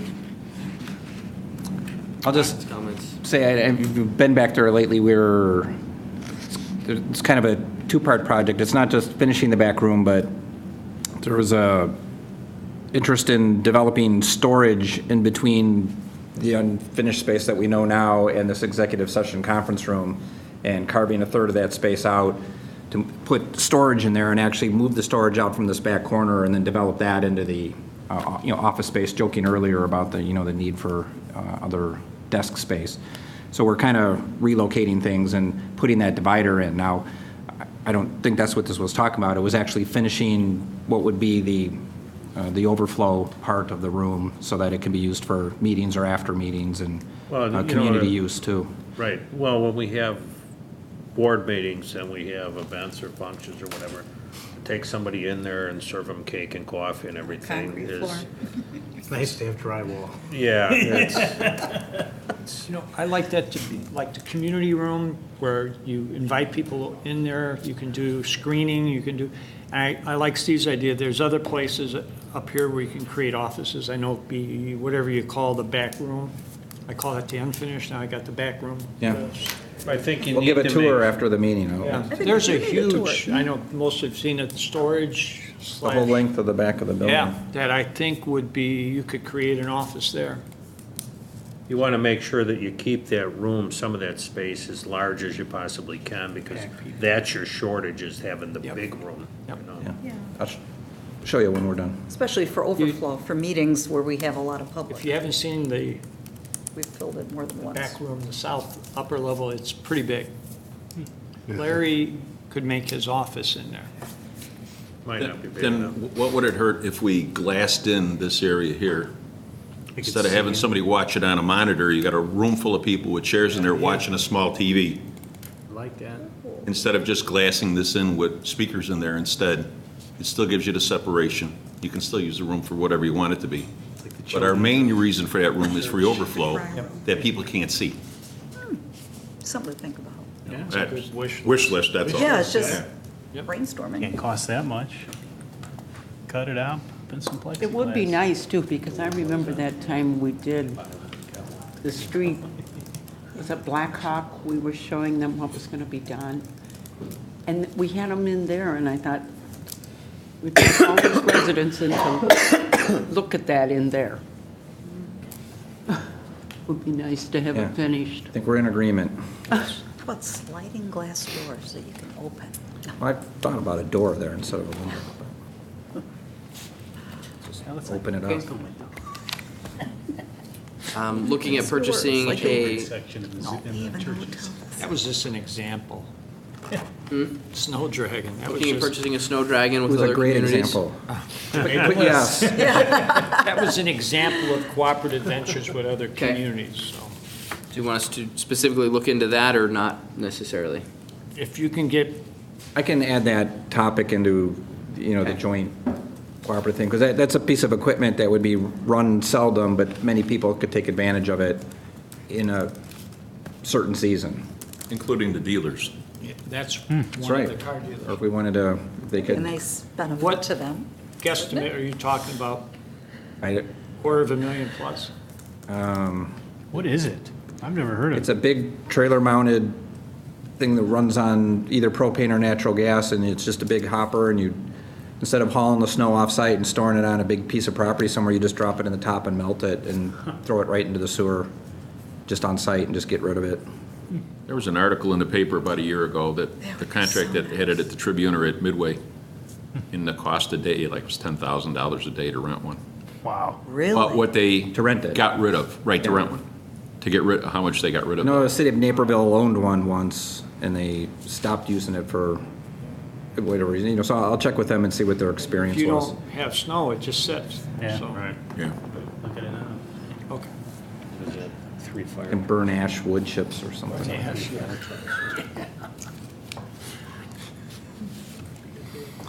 Didn't we at one time have and maybe we replaced it, didn't we have a machine that went up and down the sidewalks downtown? Pretty much cleaned them off? We've only ever used a Bobcat and the smallest Bobcat made because our sidewalks are not very wide, and between poles and street light, it's hard to get up and down the sidewalks, and every once in a while, it's a skid steer vehicle, so you occasionally are tapping the buildings if you're not careful too. So we do that and get it pushed up and get it on the parkway, but then at night, they take all of that off the parkway, put it in the street, pick it up, and get it out of the downtown.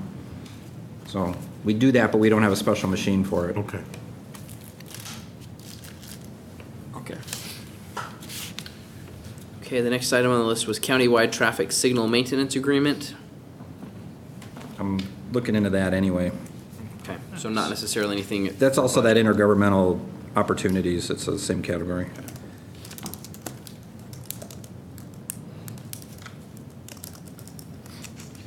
Okay. Smart lights, similar to what was done at Barrington. It's just my wish list.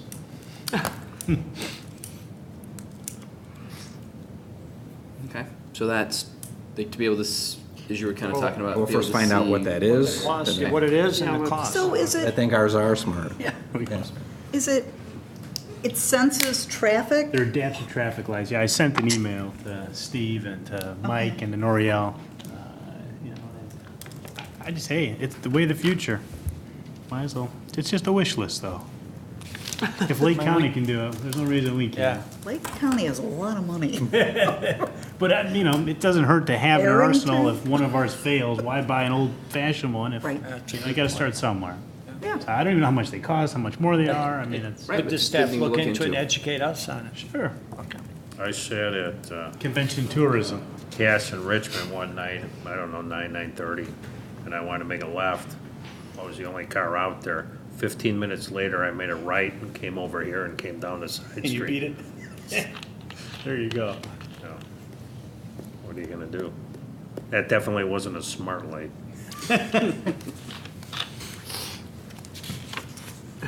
LED lighting for buildings, and I think maybe Steve, you were saying we've already pursued that extensively, is that? Yeah, just call it a yes and ongoing. Okay.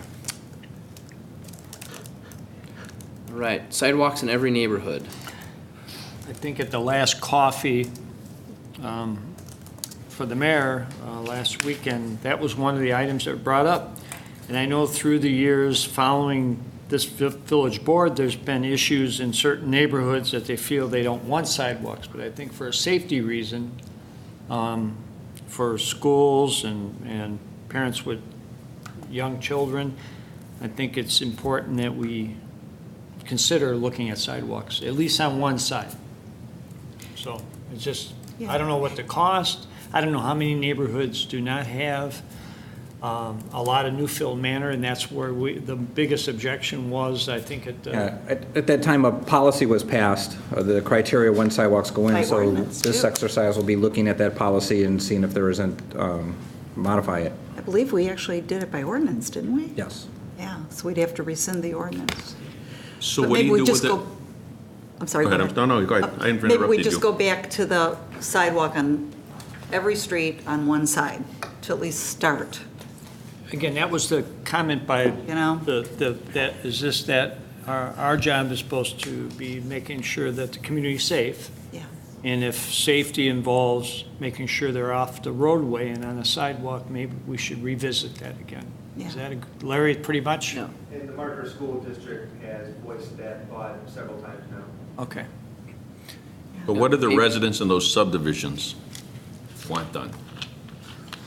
Well, the one who talked to me was from the subdivision, and she didn't have children. She just feels it's important for safety reasons to have sidewalks. They were overwhelmingly against. Exactly. You were on the. We sat, were you on the yeah, we board? sat through it, right. Right, and that was a while back, and some of those, I know that some of those folks who were adamantly against it then have since maybe changed their mind. Okay. So maybe there can be some public outreach and get some feedback from that neighborhood in particular and see where they stand now.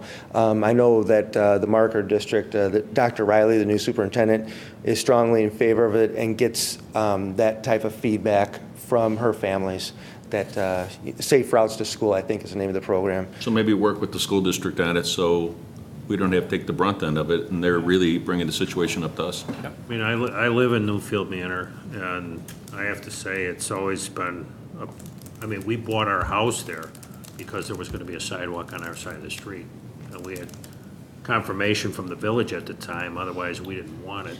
Now, there's so many kids in that neighborhood, you see them drop, getting out of the bus and walking in the street. At the same time, you got cars trying to get past buses. You got moms with baby buggies and people with dogs and everything. So that the neighborhood is alive and well, but they're all out in the street, and it's just horrible. Take it to the worst-case scenario, then. What do you do with residential areas that have sidewalks on both sides of the street, wintertime, and nobody shoves their sidewalks, and those kids are still in the street at the worst time of the year? In my neighborhood, they're all in the street anyway. In the summer, they walk in the street. It's crazy. Nobody uses the End up with sidewalks. Newfield Manor, what they're gonna say is, okay, we'll take it on one side of the street, but I want it on the other side of the street. Well, and then, I know. there are people, because I remember that vividly, there are people that said, I bought this house because of the country feel and it doesn't have a sidewalk. One of them's a Lions member, Jim, you know who I mean. So it's like. Well, in that someone same was- neighborhood- There's no corn in Newfield Manor. The leader of the opposition in Newfield Manor, Yeah. this year, his daughter came to us and was like, what do we gotta do to get him in? Because they have a Well, new good. child too, so it's the Good. family You composition's could take changing. Good. Oak Street and even East Dallas where I'm at, there was a lot of objection to those too. They're in now, and I don't hear a single person complaining about them because they get used all the time.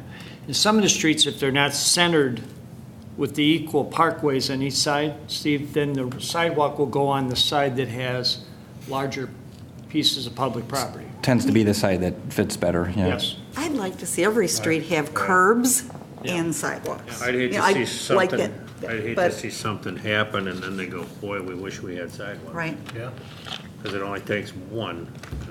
And again, I agree with Bob as far as maintaining it, because that's always a problem. Hopefully the homeowner does, but the person we were discussing with at coffee said that it's our property, why wouldn't we just do it? So that's just, That's a different issue. yeah. Shoveling. No, I mean, put the sidewalks in. If it's our property, safety, why wouldn't we put it in Well, it's a again? good point. Because that's her point. And the point is that the residents didn't want it. I think the board back then listened to them, so. Not just to them, they adopted a policy that said, Yes. this is what has to happen before sidewalks will go in. Maybe working with the school. Is that the only area that really doesn't have the sidewalks on a regular? Down No, they're, by Ridge, there's no side. the southeast, and Yeah. there's a lot of good opportunities for Okay, sidewalk. so maybe it's time to So- reach out to the schools and see. I was going to ask the question. I know sometimes with infrastructure, there's a cost to find out how much it would cost to get the infrastructure.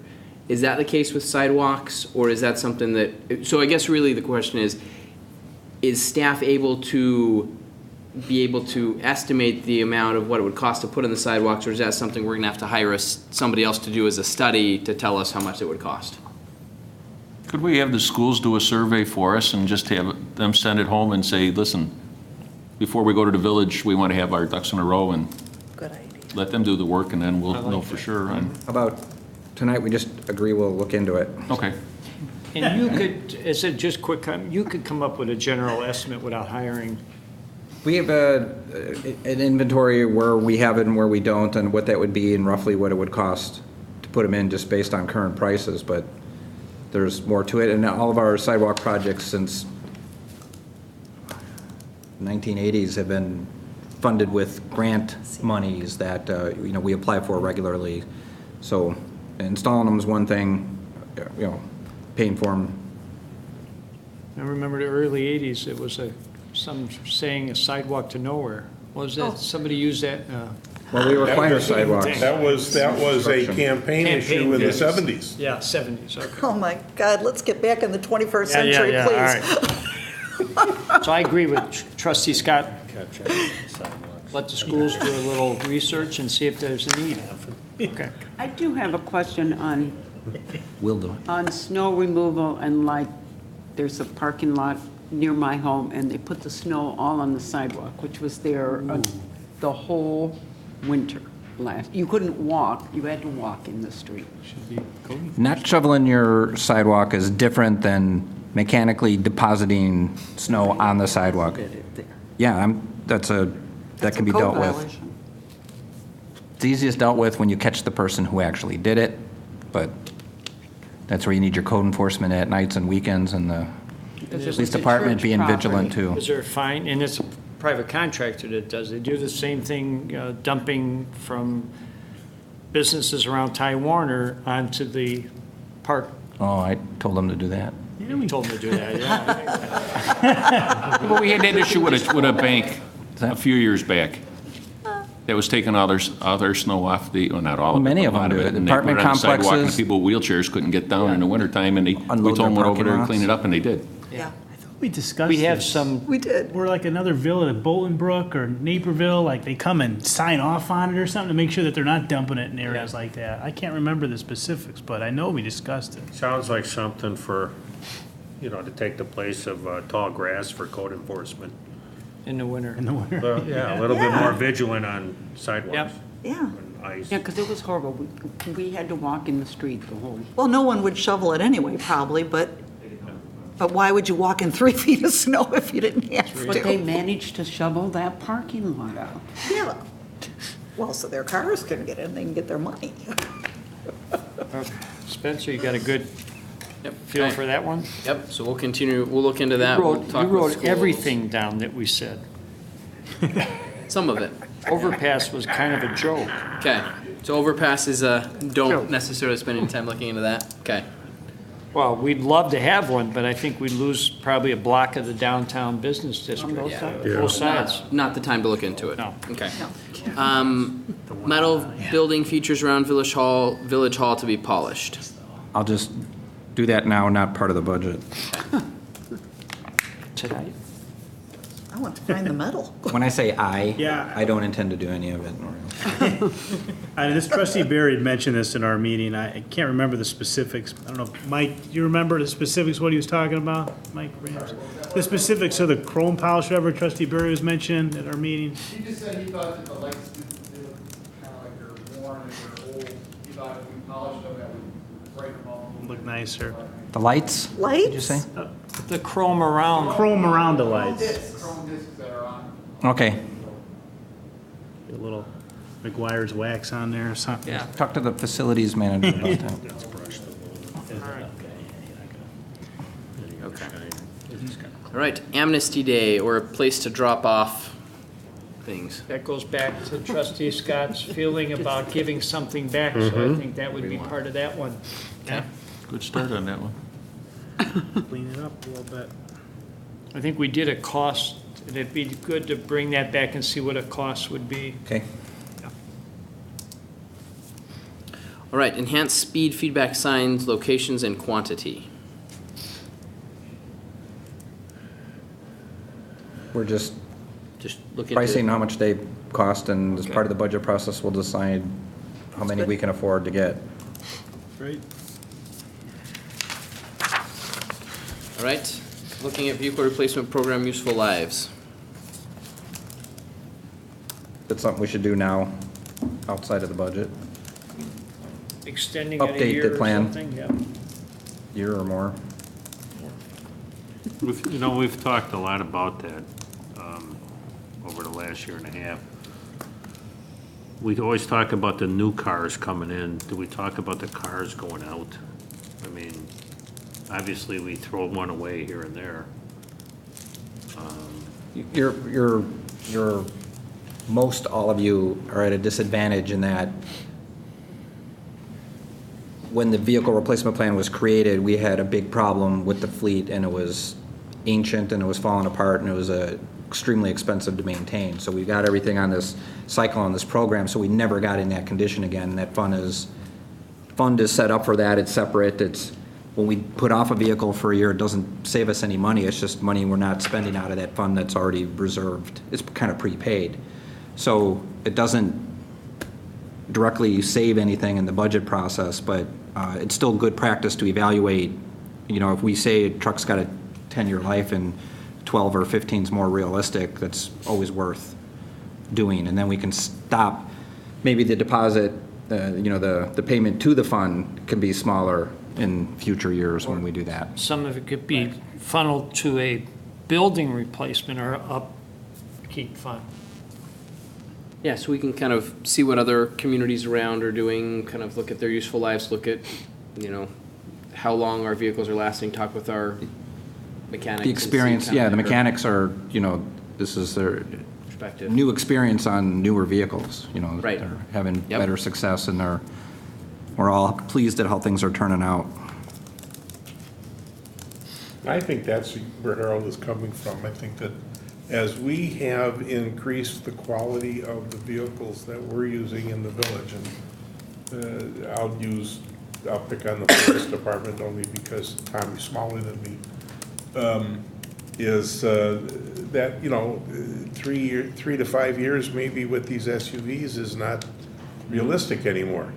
And I think that's the only reason that Harold brought it up was, let's talk about other communities that he said he's talked to have indicated that they're going longer term enrolling these vehicles over. These vehicles are on the road 24/7, so there's a certain amount of mileage and usage that puts wear and tear on the vehicles that are there, but it's something at least to talk about, because if you extended the life of those SUVs even by 1 year, you may be replacing one less a year. Yeah. And that's money, and that money would go to pay for something else. I know we've been really good about recycling, the cars. So, the police department gets rid of it, somebody else gets it. And we pretty much drive them, I think, till they're, there's holes in the floorboard, I don't know. But we drive them to death before we ever get rid of them. So it would be kind of nice to partner or try to network with another community and see how they do theirs. I'd hate to see us get rid of that fund. Well, yeah, and what I'm getting at though is the vehicles are only as good as the worst vehicle, because if, we have that vehicle and we're using it and there are holes in the floorboards, shame on us. I'm just. Well, no, I don't even know. Yeah. I always know what the new car's like, but I don't know what the other vehicles are, and if we have, employees or whatever using them and they're unsafe or unreliable or whatever, what level that's the gauge of what level we're at with our vehicles, is the worst vehicle that we have on the road. Yeah, we never really thought about it that way. So We Public tend to Works look at had the- some pretty we t- old trucks for Well, years. When we started tend this to look program, at- there was one piece of equipment, I think was 35 years old. 35 years old, I remember that. The average age of all the equipment was like 15 years or something like that, and that was the average, which meant half of it was more than that. And I think we tend to look at the most visible vehicles, so I think your point is really well taken. Well, no one said we had too many vehicles. Yeah, yeah. And so what is the worst vehicle that we're driving around, and if it is a clunker, and it's a Westmont vehicle? And it's a car we need. Tom thinks it's his vehicle. It's not your car. Can you, again, extend the life, maybe putting less money in that fund and maybe direct it some other capital? I think that's the point. Yeah, like Jim says, even one vehicle, that could make a big difference 1 year. Doesn't hurt to look across the at it. board. Yep, Yeah. okay. All right. Increase the budget for Environmental Improvement Commission. And I want to say this year it's like $500, if that. Give him $20. Same thing as Westmont First. Yeah, I Give 'em 100. Again, it's Yeah, the they need first a- year for it, They need a plan, not a plan, but, Yes. towards what, and, a proposal, yeah.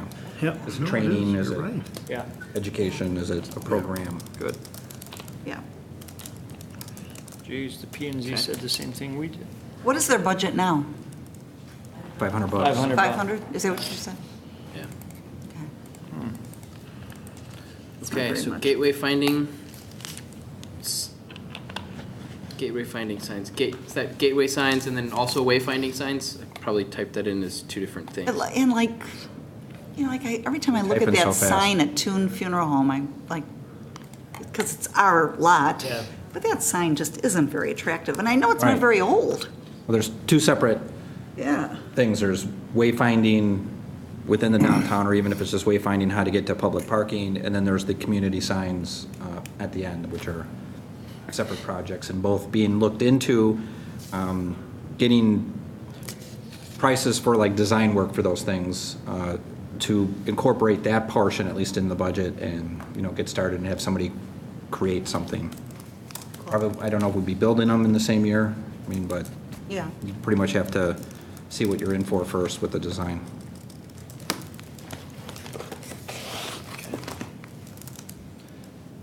All right, landscaping improvements along BNSF lines, I think we kind of talked about that one. And then, so the next one then is village-wide interns, and that was something that was initially brought up by a resident last budget year, and kind of, we had at that point said it's a little late in the process to, implement this for last budget year, but we wanted to look at it as we went into the future budget year, so that would be at this point. Could we partner with the high schools? We're talking about, I know they're trying to get more civic classes in the high school. And if there's something we could do for a Couple hours a day. couple hour, yeah, something like that, whatever it is, so they can get community service hours, it helps us, they get a little bit more involved. Then they can take that back to their class and, tell them what they're doing. Besides the interns out of Yeah, I was gonna say. AIT or Northern or whatever it is like Yeah. that, I was gonna though. say, yeah, 2 levels. Yeah, Have a exactly. local, high school, grade school, even whatever, and then also the ones that are studying to be in the profession, because then you get, You'll get more bang for your buck with those. Exactly. Yeah. The other ones could be doing helps the Yeah. community helpful work out. that has to be done Right, and still learn. I'm all in favor of that. Okay. All right, the next item we've already talked about, the increasing the water pressure, the traffic light, LED replacement, I think is, Should I ask about this water pressure? Is that? sure, In, water pressure, yeah. yeah, Steve, is that in just that area of town, or are there other areas in town that have a similar problem? You've got your answer right Defer to the guy here. walking up to the podium. I'm sorry, I missed that question. What was Water the question? Are you qualified to talk about Why is water? the pressure different? The elevation's different in town. We're about 40 feet higher on the south side of town than we are on the north side of town. So it's obviously harder to get the pressure higher on the south side of town than it is in the north.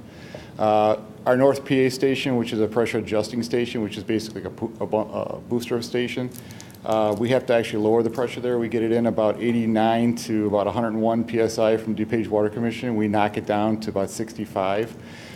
Because when we first were getting DuPage Water Commission water, we were having water main breaks all over the place because the pressure was too high. So we played with it for a while to find out what our ideal pressure was. Same thing on the south side of town. To increase the pressure at the top of the hill, you can't just isolate it to the top of the hill, you're increasing the pressure everywhere. And So- so everything gets jacked up and. And when we did it on the south side of town, we increased the pressure when we just built the new pressure adjusting station you guys approved about 2-3 years ago. We had jacked up the pressure, but what happened was the south tower kept overflowing every night because the pressure is so high, the water had nowhere to go. And we had 3 or 4 main breaks because of that. So what I was proposing is having a tower on the north side of town. That way we can adjust the level of the tower, south tower, and have that water go north, and that would help the pressure on the south side of town, because we could increase the pressure without causing main breaks or without causing the water, because the water has With the somewhere to go. addition of automatic valves to isolate the tank when that happens. Correct, without But the 2 valves. a tower on the north end of town would serve other purposes too, right? I mean, it wouldn't just be for that small part of Westmont. Correct, anyway. especially if we We decide. need it anyway, right? Correct, because we're short on storage already, but also if we ever, for sometime in the future, if the county was ever going to install a water main in Liberty Park, we'd have that extra storage for that area also. I think that's the main benefit, is if we get Liberty Park, and that was one of the things that Trustee Barry and I talked with Mike about, is let's talk to the county, get a confirmation what's going on with that infrastructure. Actually, we are talking to them, and it's tied in with the tandem There's no with the fire definitive protection answer. district in there Oh, too. with So it. there's definitely interest by the county to do that, but it's, But no timeline, there's no Oh, no, plan, it's- it's just interest. but interest in how we're proceeding. We are proceeding with the fire protection district aspect of it, and then the water main's a tandem conversation with that, and setting up an SSA to fund all that is where Chairman Cronin's interest is right now, and he's pretty serious about these issue. I I mean, mean, 'cause the whole- you're right, it's still a few years off, but it has never been closer than it is We right just- now. in Trustee Barry and I conversation, we just had trouble, rationalizing building a $3 million tower, which sole purpose, excluding Liberty Park. I mean, yeah, it does improve our storage, but, that's just a recommendation from the EPA. It's nothing mandated. We clearly have a good amount of storage as it is right now. Are we, using taxpayers' dollars to fix the problem of 17 homes? Is there another creative solution maybe? I'm not saying it's not important to them, but it's just what we were trying to grasp on is, that's a lot of money. Tower is $3 million. I think that's what the cost is, Well, right? it's But I about- guess my point was, we need that tower anyway. Yeah. But that's what I'm That's what I saying, would we end up- necessarily don't. It's $2.5 No, but yes, we do. per gallon, so it's a 1 million gallon tower would be 2.5 million gallons, but you also got to pay for the infrastructure to get the water there. So it's approximately about $3 million. That's the most it would be. It'd be somewhere between 2.5 and $3 million. I haven't had an engineering firm or us really look into the exact cost, but they gave me an estimate what it would I be. mean, we would need it for Liberty Park.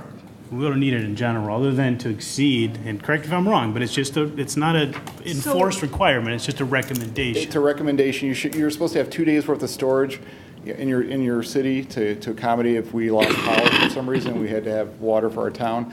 And right now, we're close, but we're about 1 million gallons short per day. So we can justify it because. You can justify it, but we're short on it's storage not now. it's not a requirement. They're not saying emergency. you have to have this, because if that was the case. Something we'd have happened to do the it a city of long time ago. Chicago or DuPage Water Commission, and we Yeah. lost that source of water. Right. We have to ideally fend for ourselves for 2.5 For days. 2 days. That's what they Mike, recommend. there's no quick fix No. for these homes.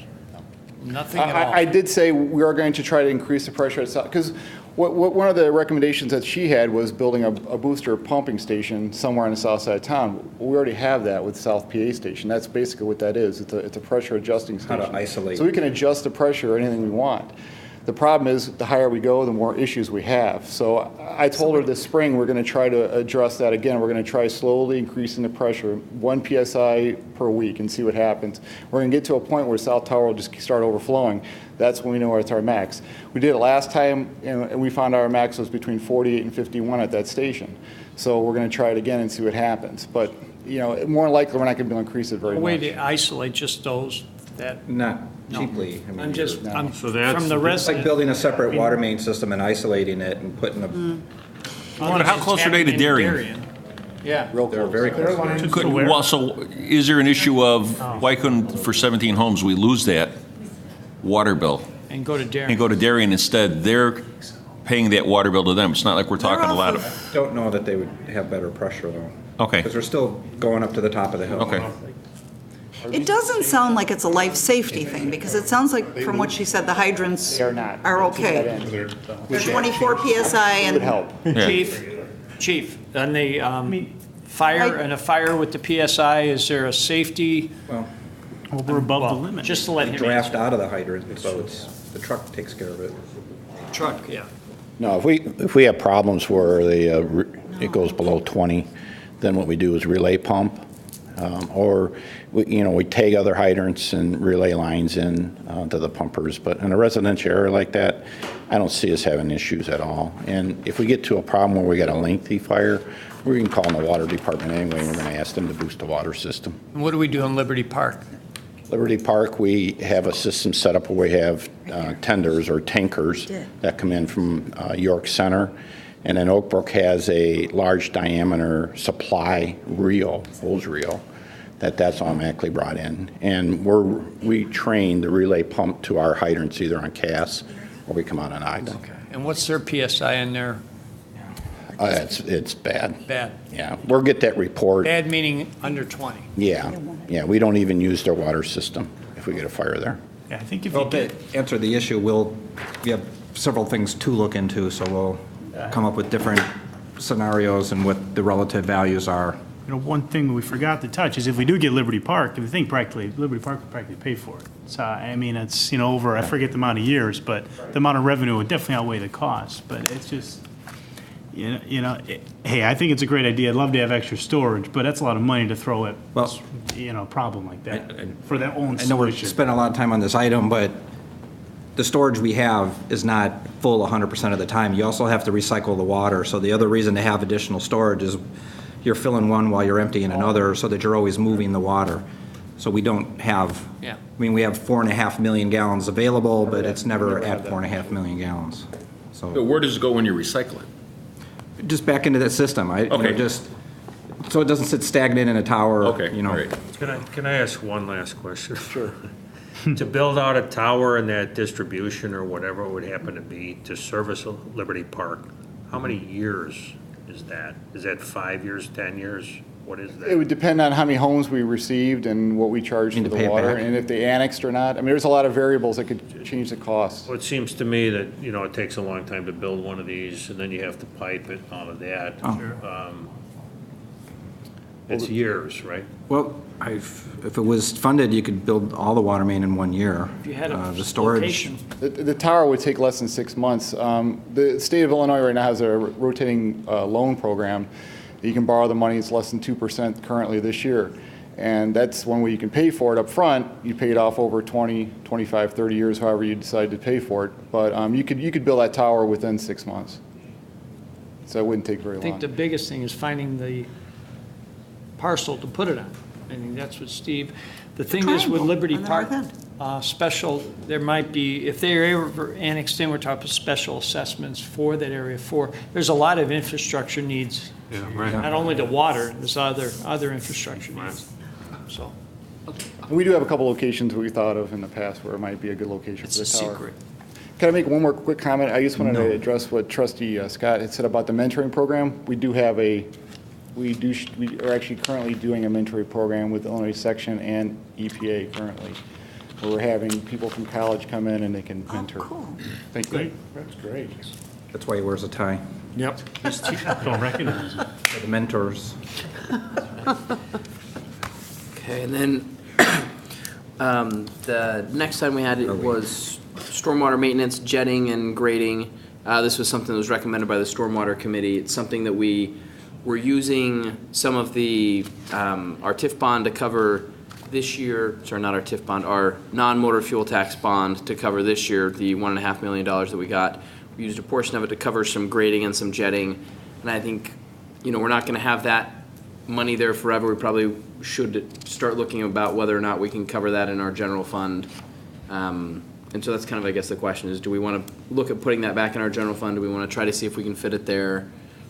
Or do we want to just say, you know, if we, when we're done with the bond, we're done and wait to see what happens with utility? Or just, you know, put it in for now? I think we should put it in for now at least. And We saw the benefits as we when get it did closer this to looking year. at the numbers, but we need it. Okay. And so at this point, we've kind of covered all of the items that were just brought up today or brought up by members of the community or the commissions, committees, other than staff. And since we came back in our discussions, we've averaged about 1.9 minutes per item, which would mean if we continued on at that rate.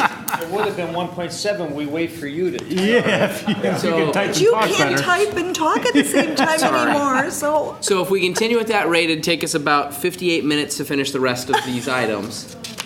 So we can keep going on it. So I guess it's kind of, want to see what you guys want to do. Keep If going. you can cut it down to 1.1. All done. I will. I'll try to type more Yeah, I quickly. think so. I love that. Not type and try to start just talking without typing. I'm gonna start pre-filling these things out. There you go. Thanks. Yeah, we can all get in that Well, document. staff's here, and they probably anxiously waited for us to talk about this. Sure, that's true. Who's on theirs Of first? course, Larry's been in and out of Run this home. so many times, I don't know if Yeah, he's he here or can't not. sit still, can he? No. All right, so the traffic light LED like me. replacement program, I think, Steve, you were saying it's Done. well on its way. Done. I think we had replaced them, but then I think Nordale was saying they're getting past their useful life. We may need to look at replacing them again. This is just for clarification. Most of our traffic lights in town have been replaced with LED, approximately about 6 going on 7 years. Recommendation from Mead Electric is that we look at just the replacement bulbs of the LED. Their life is wearing out. That's it. So, That was .8. And then we've got the CBD alley reconstruction. This is something we started last year in the budget. You may as well just stay up there for this one, Rail. But we started last year in the budget. We got the design amount in there, and so I think the consideration or the plan, unless directed otherwise, is just to continue with that. So we did a design for one portion this year in the budget, and so our initial, when we start the budget workshop, we'd be looking at including the amount for construction for this year and then starting design for the next year's project to kind of do it on a rolling schedule, so. Just to add, again, that would be green infrastructure as well. We'll look into permeable concrete, permeable asphalt, so forth.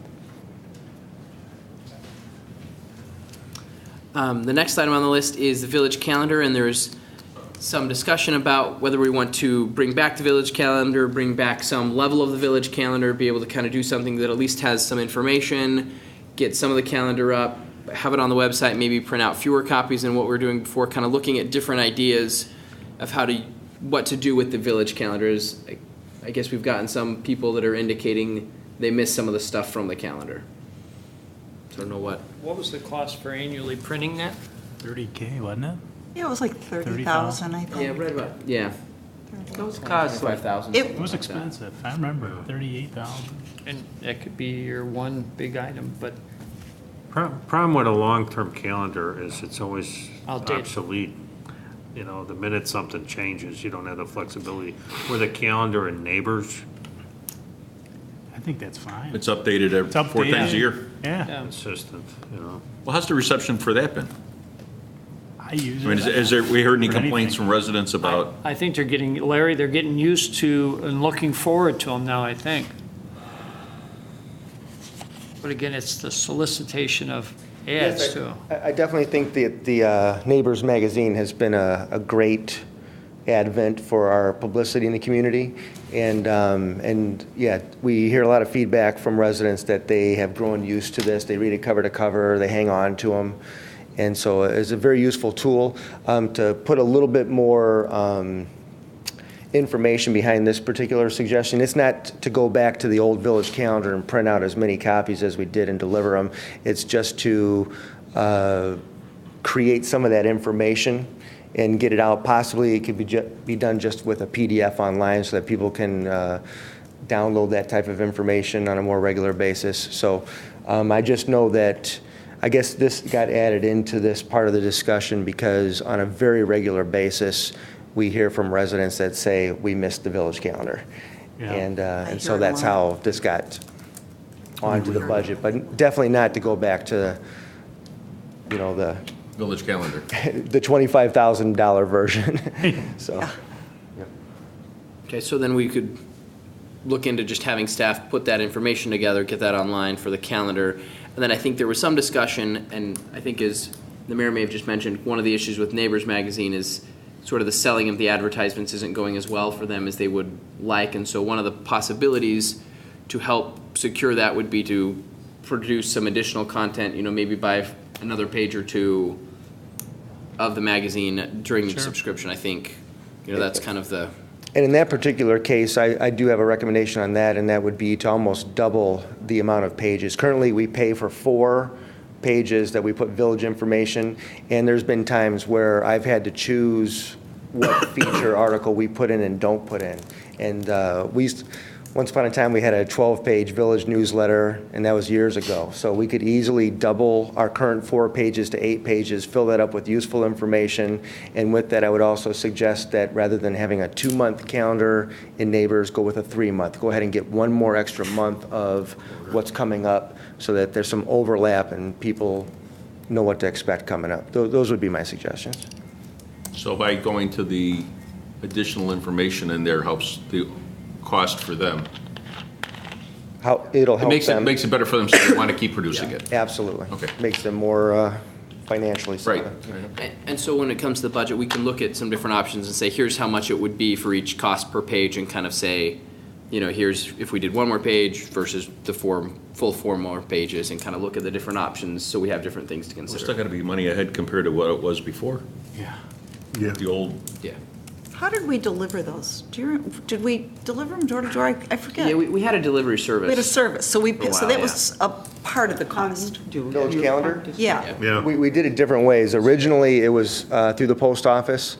Then we had a delivery service. As we scaled back cost, we changed it. Yeah. And finally, the last couple of years, we were just printing a greatly reduced quantity and asking people to come to the village hall and pick them up. Or a library or whatever. Right. And unfortunately, that experiment did not work well. We ended up throwing a lot away because people just didn't weren't come to used get to 'em. coming in and getting them. So, yeah. Well, I think our organizations have to be diligent too about if they have changes or in their meetings or anything that they notify us and it goes up on the website. But you know, the feedback that I don't know what everybody else gets, but what I get from the residents that have asked me about the calendar, they loved all of the information in the beginning of it. You know, how we had about each department, about all the service organs, all of that. And honestly, they didn't care about our meetings or the library meetings. They wanted to know when the Taste of Westmont was, when is going to be the Oktoberfest, when's holidays, what are those dates, when is Village Hall closed. Those are the kinds of things they wanted, and they wanted something that they could hang on their, you know, refrigerator. That, you know, they can make their notes in the square. You know, along the lines of what Jim was saying about a vehicle sticker. Yeah. And, you know, as a revenue, maybe it's something we look at on a real scaled back basis, but we have them, we sell them, you know, for $1 if somebody really wants it or whatever it is. I don't know. But I gotta say, I miss that calendar too. I liked it, you know. But it's a luxury. It's an expensive luxury. Right, the next item on the list is village-wide promotions. I think we're talking about like some additional funds for banners and promotional materials. Is that Branding. what we're talking about, Larry? That- Okay. And then customer service, again, looking at just having a little bit of additional money set aside for that. As we've been doing some of this customer service initiative, there's been some changes you can make with no cost and some changes you make with some minimal cost and some changes that, you know, may cost a little bit more. Not huge dollar amount changes, but, you know, a little bit of cost here and there, rearranging some desks, looking at, you know, trying to make things a little bit more welcoming. I think some of the items that we just talked about, you know, with the window and taking care of the desk at the Village Hall would be kind of in line with the same kind of thing. So some money to be able to do some facility upgrades to help improve customer service as needed. And then branding and promotion, we already talked about that in conjunction with the Economic Development Partnership. The next item on the list is some scanning of some street planning and zoning files. And this is something that we had done on a regular basis for several years. And then during the budget cuts, we had to scale back on them. And then this year we did a big group of them. And so this proposal would be to kind of finish off the backlog and try to get back on a more regular schedule. So that's kind of what's proposed there.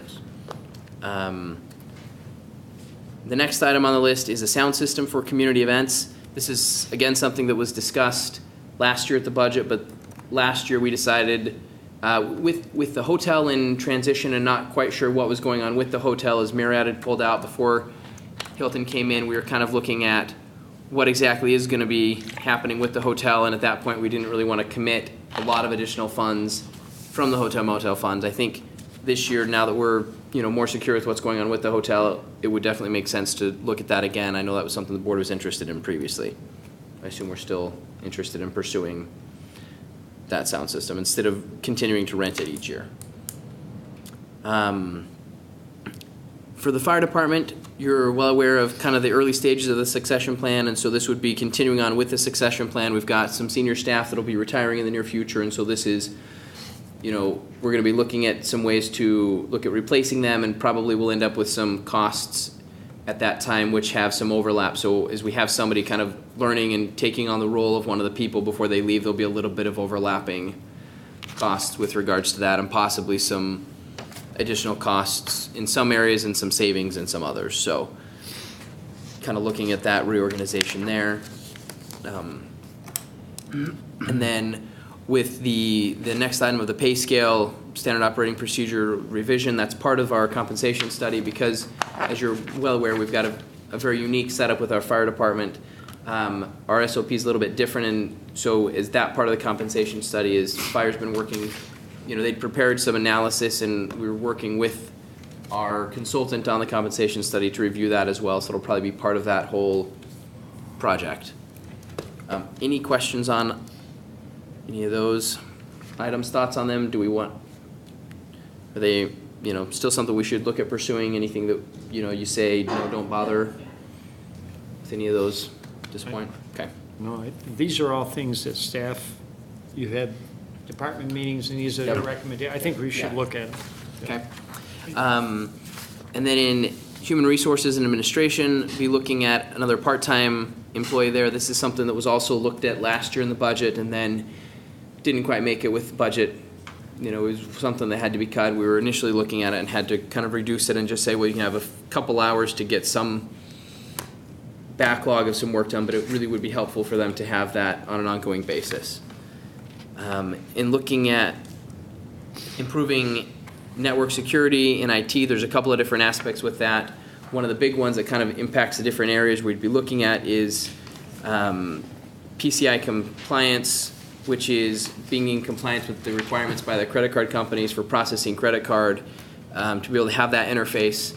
There's specific regulations that they would like us to do, and so a lot of those are kind of included in some of these different improvements to network infrastructure. One of the improvements would be setting up a two-factor authentication so that it's a lot more secure. You have to have something that you have and something that you know to be able to access the network. And then we'd also be looking at having a company do some penetration testing where they kind of would do an audit of our security systems in IT, similar to the audit you do in financial audit, but a little bit more geared specifically towards IT and kind of where our weaknesses are, where we need to shore up, and then having them try to test out our security to see how easy it is for them to breach and where our weaknesses are so we could work on them. And then the next item is a document management system where we have one document management system. It's kind of getting outdated. It'd be nicer to have another one, and potentially, especially if we're doing this in combination with the an item that's a couple down on the list, the ERP software, it'd be good to have a document management system that's able to interface with our financial software if we end up going that direction. Any question on the human resources administration IT items there? Okay. One of the items in Wilmette is Wilmette reconstruction in our motor fuel tax fund. I don't think that's anything new. I think we've been working towards that for the last several years, but it's going to be a cost that we're going to be presenting in the What portion budget. of Wilmette? Noriel. You weren't fast enough, he was texting me the answer to that question. Sorry. Impressive. 55th to 56, Okay, so it's the south. south side.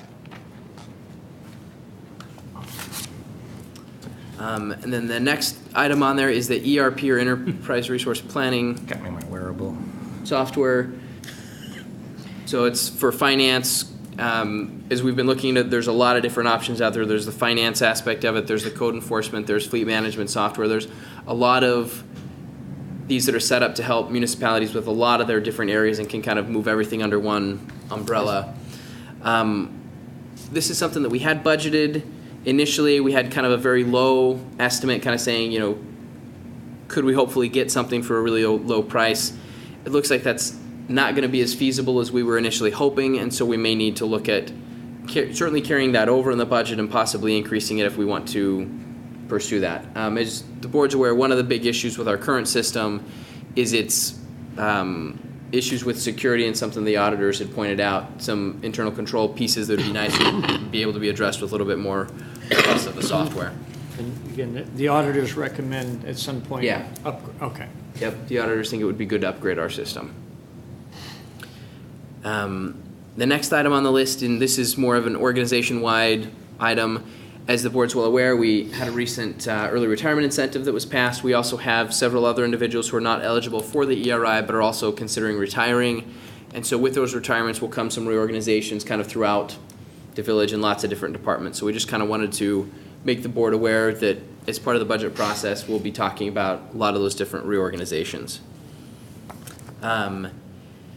We've got kind of a wide range of facility upgrades. I think the board's already talked about several of those facility upgrades. I think there's some other repairs and things that we may need to look at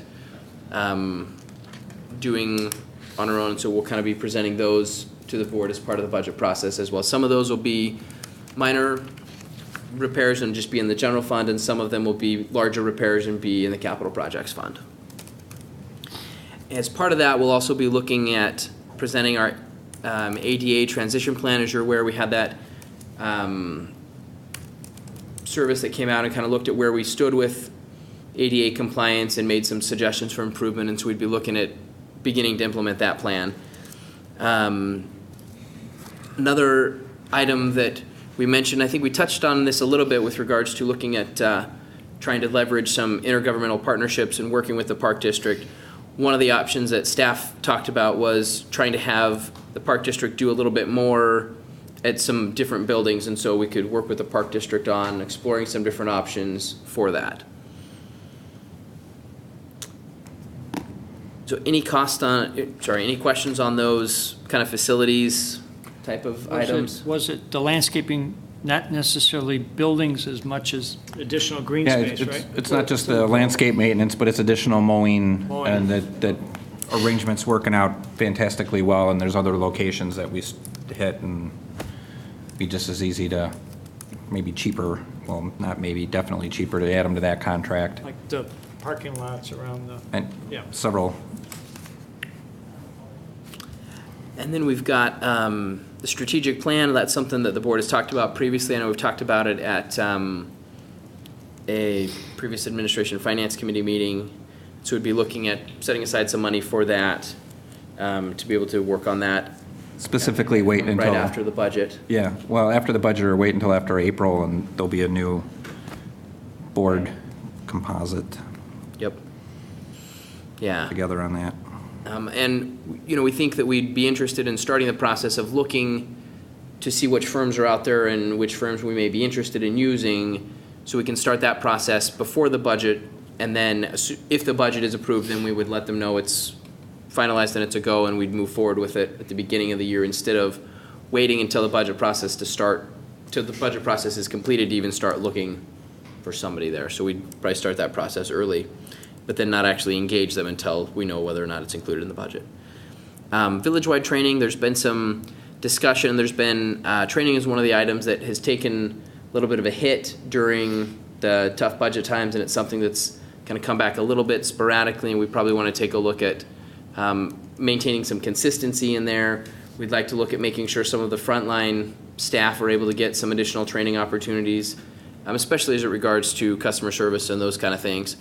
And then also looking at some of the, the national conferences. That's something that we used to do, and then we moved to saying the village could pay for registration, but any travel costs would be borne by the employee who chooses to go to those conferences. That's something that we at least want to look to see kind of what the costs are and what's involved with that, because it could potentially be useful, especially as we have, some people that are new in their positions. It might be nice to be able to get some of those additional conferences, even at the national level, especially as we're looking at, trying to do some cutting edge ideas and kind of looking at what's going on in the nation. We can get some good ideas from some of those. In addition to getting some other staff getting to the state conferences. So I think there's kind of a lot of different training opportunities that are out there. Some staff that haven't had as much opportunity to go to training. So we think there's some things to look at with regards to that. We'll kind of look at some different options with that. So any questions so far on those? Okay. No. In the police department, we're looking at a couple of different options. One of them is to hire a problem-oriented police detective, and this is something that the village has done previously. We had at least one for a while, and then during the budget crunch, it was, eliminated, and then at one point it was discussed about going back to 2, and that was discussed, but then when the funds didn't come through and didn't have the money, we, canceled that again and, stuck with no problem-oriented police. The thought this year is maybe look at hiring one to be able to help with code enforcement and help take care of some of those issues that have come up with regards to that. Any questions on that one? Okay. This next one is looking at hiring an officer to offset planned or unexpected loss of officers. It's kind of more of a technical budget, kind of how do we want to look at what we budget versus what we're planning to hire. And the situation is that over the past several years, we've had a specific budget amount and we say we want to get to that budget amount. So most recently we've been trying to get to 38 officers, and we really want to have 38 officers. That's what we've been budgeting for. And so when we're down from 38 officers, we start the process of getting the Fire and Police Commission to start looking at candidates, starting the background check process, and starting going to the academy. And typically about the time they're out of the academy, another 1 or 2 officers have left. And so then instead of being up to 38, we're now down to 36, and the process starts all over again. And so we just haven't been at the level that we've been budgeting for the last several years, and because there's always that high turnover. And so the thought is, what if we were to say, and now that we have the DEA officer, our target's now 39. So if we're trying to be at 39, this would be to say, when we're at 39, we're going to start the process to hire a 40th officer, and then anticipating that probably by the time we get the 40th officer, somebody else will have left, and then we'll be at where we want to be at 39, and then we'll start the process again. So be shooting for 40 because we expect to actually hit 39, but then just to be safe, we'll budget for 39 and a quarter officers. So we'd basically be trying to get 40 officers with the expectation that for about 3/4 of the year, we're not actually going to hit that. And then the thought, kind of has been, if it turns out that suddenly our retention turns around and there's not as much transition, then maybe in a future year budget, we look at saying, okay, we've maintained 40 officers for quite a while. We're actually spending more than we budgeted. Now, next time somebody leaves, we won't replace them until we get under the 39. Would be a cost savings in overtime? It could If potentially. we were at 40 officers, would there be a savings by having the 40th officer for half a year, let's say? They're not a net savings. I mean, you wouldn't have as much overtime, but the cost of having an officer would be more than the overtime, especially as we've now looked at adjusting our minimums for shift staffing. But it definitely would help to some extent. There's still going to be some overtime that we have, as officers are out with, workers' comp injuries or, off for any of the other items or on light duty. We do have some overtime costs, and that officer could help depending on the shift that the officer is on. So when we looked at this a couple of years ago, the number we had of the 38 was perfect for the shift, and if you have the 40th one, they'll be on a specific shift. And if somebody on that shift gets sick, it would help cover the overtime, but if somebody on one of the other 3 shifts gets sick, it doesn't help that. So you got a 25% chance of helping with some of the overtime. So you may have some coverage, but probably the cost of the officer will be more than the overtime, assuming you have the officer the whole time. Well, don't you have the issue is if you're not at that number you want to be, let's say it's 39 or 40, whatever it ends up being, and you have to hire a new copper at that point, he's going to be in training for a year. Yep. He's not going to be getting that much overtime because he can't be on his own for how long? Right. So now you've got at least enough people to keep the shifts going. Yes. Yep. And then do that hiring where that extra one comes in, and so you're not going to have that Yep. officer who's not really as useful as Yeah. we need. And I think that's where your overtime probably kind of kicks in sometimes where. Yep. I definitely Yeah. see the advantage of that. Yeah, absolutely. Yeah. Yep. All right, the next item there is we just did that one, is replacing car cameras, the recording system in the squad cars. This is something that has come up before the board the last 2 budget years. At least in each of the last 2 years, we've said, they're past the life that we expect them to last, but they're still lasting okay. We don't have a lot of repairs. Let's hold off on replacement 1 more year. We said that the last 2 years, and now this year we're starting to see we are needing to replace them. They are, needing a lot of repairs. And so now at this point, we're probably going to bring this back before the board and say the time to postpone these is done, and we really need to replace them this year. With all what's going on nationally, Yep. as far as, Tom, you can answer that without me even asking the Be question. careful. Yeah. Sure, they got cameras. Not only the cameras, but maybe some public service announcements we were talking about as far as safety and what to do if an officer stops you. Sure. We're going to be reaching out to the community, trying to have some community events where, opening up our lines of communication between our residents. We just had the Citizens Police Academy, which was one venue of doing that. We'll have other things going out to the parts in town. And that will be one of the things we will address. People's rights, what your rights are, and what to expect when they get stopped, what an officer can do, what an officer won't do. That type of thing. The Citizens Police Academy was an excellent chance at that. Got people to see exactly how the officers and what to expect when that would happen, and we plan to reach out to the community on that. On the cameras, as Spencer summarized, our cameras are past the end of their life. This will be in the IT budget. It's not so much in the police department budget, but we fully support this. And along those lines too, when body-worn cameras probably become, they more than likely this legislative year be authorized in the state of Illinois. That's something we'd eagerly look forward to adding to our in-car camera systems. Thanks. Chief? Okay, any questions on any of the police items? Okay. So the next item we've got listed here is for Public Works, 2 additional storage bays for cold storage. I know this is something that has come up before, kind of additional storage space is useful and is needed. I don't know if there's anything else you wanted to add to it, or if that's just kind of... Are they talking about not at the water department property, but the public garage? Correct. It's at this Public Works Street Division. They need 2 more storage areas, cold storage bays, just because some of the equipment's been sitting outside and it gets worn through the winter. It's just they need to bring it inside. We just don't have any room right now to bring the equipment in, so that would definitely solve that problem. We got adequate land there to do that. You can picture the existing bays across from like the fuel pumps. Mm-hmm. That's what they call cold storage, despite the fact that it's heated.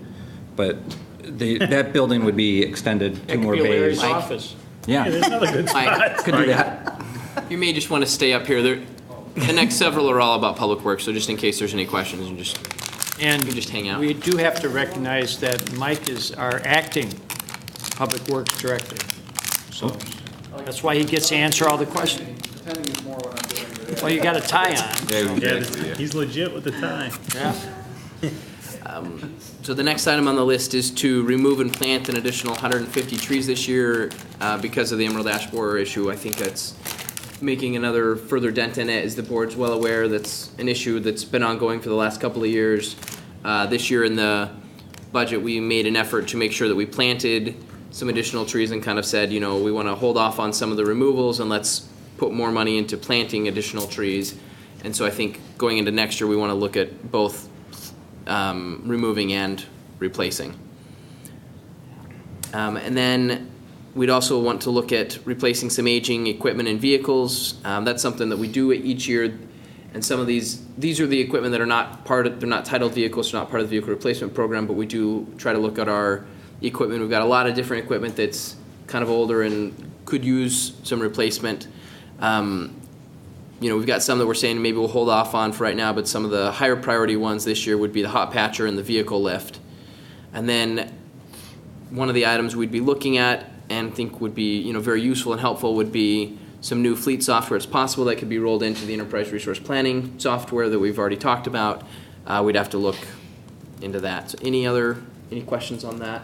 Public Works piece of it? Okay. I just want to mention the replacing aging equipment and vehicle. I mean, we have a vehicle replacement plan, but when we set that up, we specifically geared that towards plated vehicles. But there's a lot of other rolling stock, end loaders, backhoes, bobcats, and other equipment that aren't part of the replacement program that have to be done as they come up, and that's what that is. How old is that patcher? I think it's old, Well, isn't it? When were we incorporated? It's seen better days, man. When we got it used, when we got it, and it was from, 10, maybe 12 years. So, and according to our fleet supervisor, Virgil, we cannot repair it anymore. There's so many Band-Aids on it, we're pretty much at its end of its life. Something we need. Okay. Moving on to water. So we've got, and we've had a little bit of discussion about this already, the design, engineer, and construct the North Water Tower. So I think from some of the previous discussion, the board's kind of was saying, you know, maybe we don't necessarily want to work on that this year. It may not be something we need. Is that kind of the board's thoughts from? I think before we What we were make that saying earlier decision, today. we got to find out about Liberty Park. Okay. Before we build it, it's kind of important to keep our eyes open, and we've been talking with the school district, but plan for where it might be relocated and, look for those opportunities for a spot if land acquisition is required, but not the actual design of the tower itself. So that we're ready when the time comes. And that's something that we've had in the budget the last several years is the ability to buy land for the North Tower if it comes up, and that's, so then that's kind of what we could be looking at doing is just keeping that ability to buy the land for it if we need it, but not necessarily pursue actually building it this year. Is that kind of the consensus of the board? Well, We may not even need to buy the land. well, that's what I'm thinking, is what locations along, up on, close to 83, could you do it in? Or could you do it to school district property Yeah. in the back half by that time? That's why I just left it at opportunities, because there's Couple a ideas. lot of different places to look at. Anything along Pasquinelli, along 83 is valuable Okay. land, and, so we're looking for, Would it fit on the triangle? Seriously, would it fit on the triangle by the hotel? Oh my God, we'd have a fight in our hands. Oh, jeez. It's our land. But you got the back end of the school district that's kind of no man's land out there. Yeah, and they have property. Yeah, there is kind of a that neat, parking lot by Serva, and a neat opportunity that Mike has. I don't know if now's the opportunity to discuss it, but it's a pretty sweet deal if I'll we ended make- up needing it. Yeah, I'll make it quick. We've had more with Steve than myself, but I had some discussions with the school district about their tennis courts. They've been run down for years. That would be an ideal location for the tower. Not to mention opportunities for cell towers, for have cell equipment to be put on there also. The other location is by our current pressure adjusting station, which Lexus currently owns, the old Long Chevrolet property. If we purchased a 150 by 150 in that area, we could put a tower there also. But the school district would be ideal only because we could work out some kind of deal, intergovernmental agreement with not purchasing the land, but if they allow us to put the tower there, we could do something for them in return. Maybe share some revenues from the cell towers on it, so they got. Not that, but they were talking about. let them paint sentinels on it or something. Yeah, that, and they were talking about maybe having us build a concession stand as part of the construction. Instead of buying the land, plus their logo Instead of goes buying on the it. land. So that we could work, it's negotiable, but that's another option of saving some money and not having to purchase the land, Kenny so. did that. If washrooms and a concession then- stand would be perfect there. Yeah. That would be really nice. Okay. The next item on the list is the hydro seeder for restoration. And I know Mike's a lot more familiar with this than I am, but my understanding is it's something so that as we replant the sod over the top of, once we've done some maintenance, that we're able to have it so that the grass grows better. Is that? Currently, what we do, we don't put sod down. We currently, we do restoration, we put black dirt and seed down. And the problem with the seed is unless you water it and maintain it, it doesn't grow. And that's one of the big complaints that we get from all the residents when we have a water main break or we do some kind of restoration at their property. They won't go out and water it as enough as it needs. So the hydro seeder's design has fertilizer already built into it, and it's a liquid. You spray it out through a hose, and it's a trailer attachment that you just put on a trailer, and you go out and you water it, and you spray it, and it grows. Seed, fertilizer, and mulch just all sticks at to one wherever you time. spray it, and then it. And there's a And machine. it grows on anything. We sprayed it on a hydrant by accident one time. It looked like a chia hydrant because it started growing all over the hydrant. We actually had to go and cut the stuff down off the hydrant. So this stuff works really, really well. So, and it's something that multiple departments can use when they do restoration. Acts as signposts. And you need a special, hey, Mike, you need a special equipment. You can't modify your tanker with a pump on it? No, you do need a special equipment, and it's pretty reasonable. It's $20,000, but we can purchase the material you need for the hydro seeder. And then it's pretty mixed reasonably. It's mixed together in the sprayer as you're applying. Right, exactly. Is it like a piece of equipment you would tow? It's a or- trailer with. Well, you put it on a essentially trailer, big tank. and it's trailer mounted. You could take it off the trailer, put it on a trailer. We already have a trailer right now that we could use it for, so that we wouldn't have to purchase a trailer; it'd just be the equipment itself. I mean, they make full-size trucks, but we wouldn't be Yeah. looking at anything like that. Is that something that you could use, like, we have the street salt kills the parkways along Yes. Cass and 55th Street and all of that, and just go out and spray it, and then it would be Exactly. green? That's exactly it. Yep. Actually, the spray is green, so it's instant. It is. It does, it is green, so it looks like I'm it's. liking it. Yeah, I think Could we partner some way? the park, the the park? schools, I think anybody with. All right. Yep, the Public park district, the property school that- districts, yep, exactly, yep. It sounds like that would be a good piece of equipment to have. Yeah, the salt kills everything, so it'd be nice. And then we've got a variety of water main projects, kind of at different phases of them. So with Richmond, North Park, and then West End. So that, Is there anything the staff has that is not on here? They're too tired. Look at, yeah. Yeah. You have to come to the podium. State your name, And what you'd like, and we'll give you 3 minutes. not according You to, want to come? You could, no, you not could according state to it. Spencer, you get 1.9 now. said we all want to go home and have dinner. Oh, I thought you were, I didn't know, yeah. Okay. Combos in the break room. Is there any other, I think it's very beneficial that we, had an opportunity not only to brainstorm, but also look at the staff's. And if anything occurs to anybody, Yeah. let us know what you're Shoot an thinking. email to staff, I think, and Spencer, what is your kind of tentative timeframe for the next steps? yeah, so the next things that we're gonna be working on is we're gonna have departments, they're finalizing kind of their base budget submission right now. And then the next step is to meet with finance. We'll be going over the base budget. We'll be meeting with the manager, making sure we all understand what's part of the base budget. And then we'll start looking at the bigger picture to be able to take a look at these considerations. So we'll start looking at all the items that we talked about today, figuring out what information we want to look into them, figuring out what costs we have for that, and start working on that.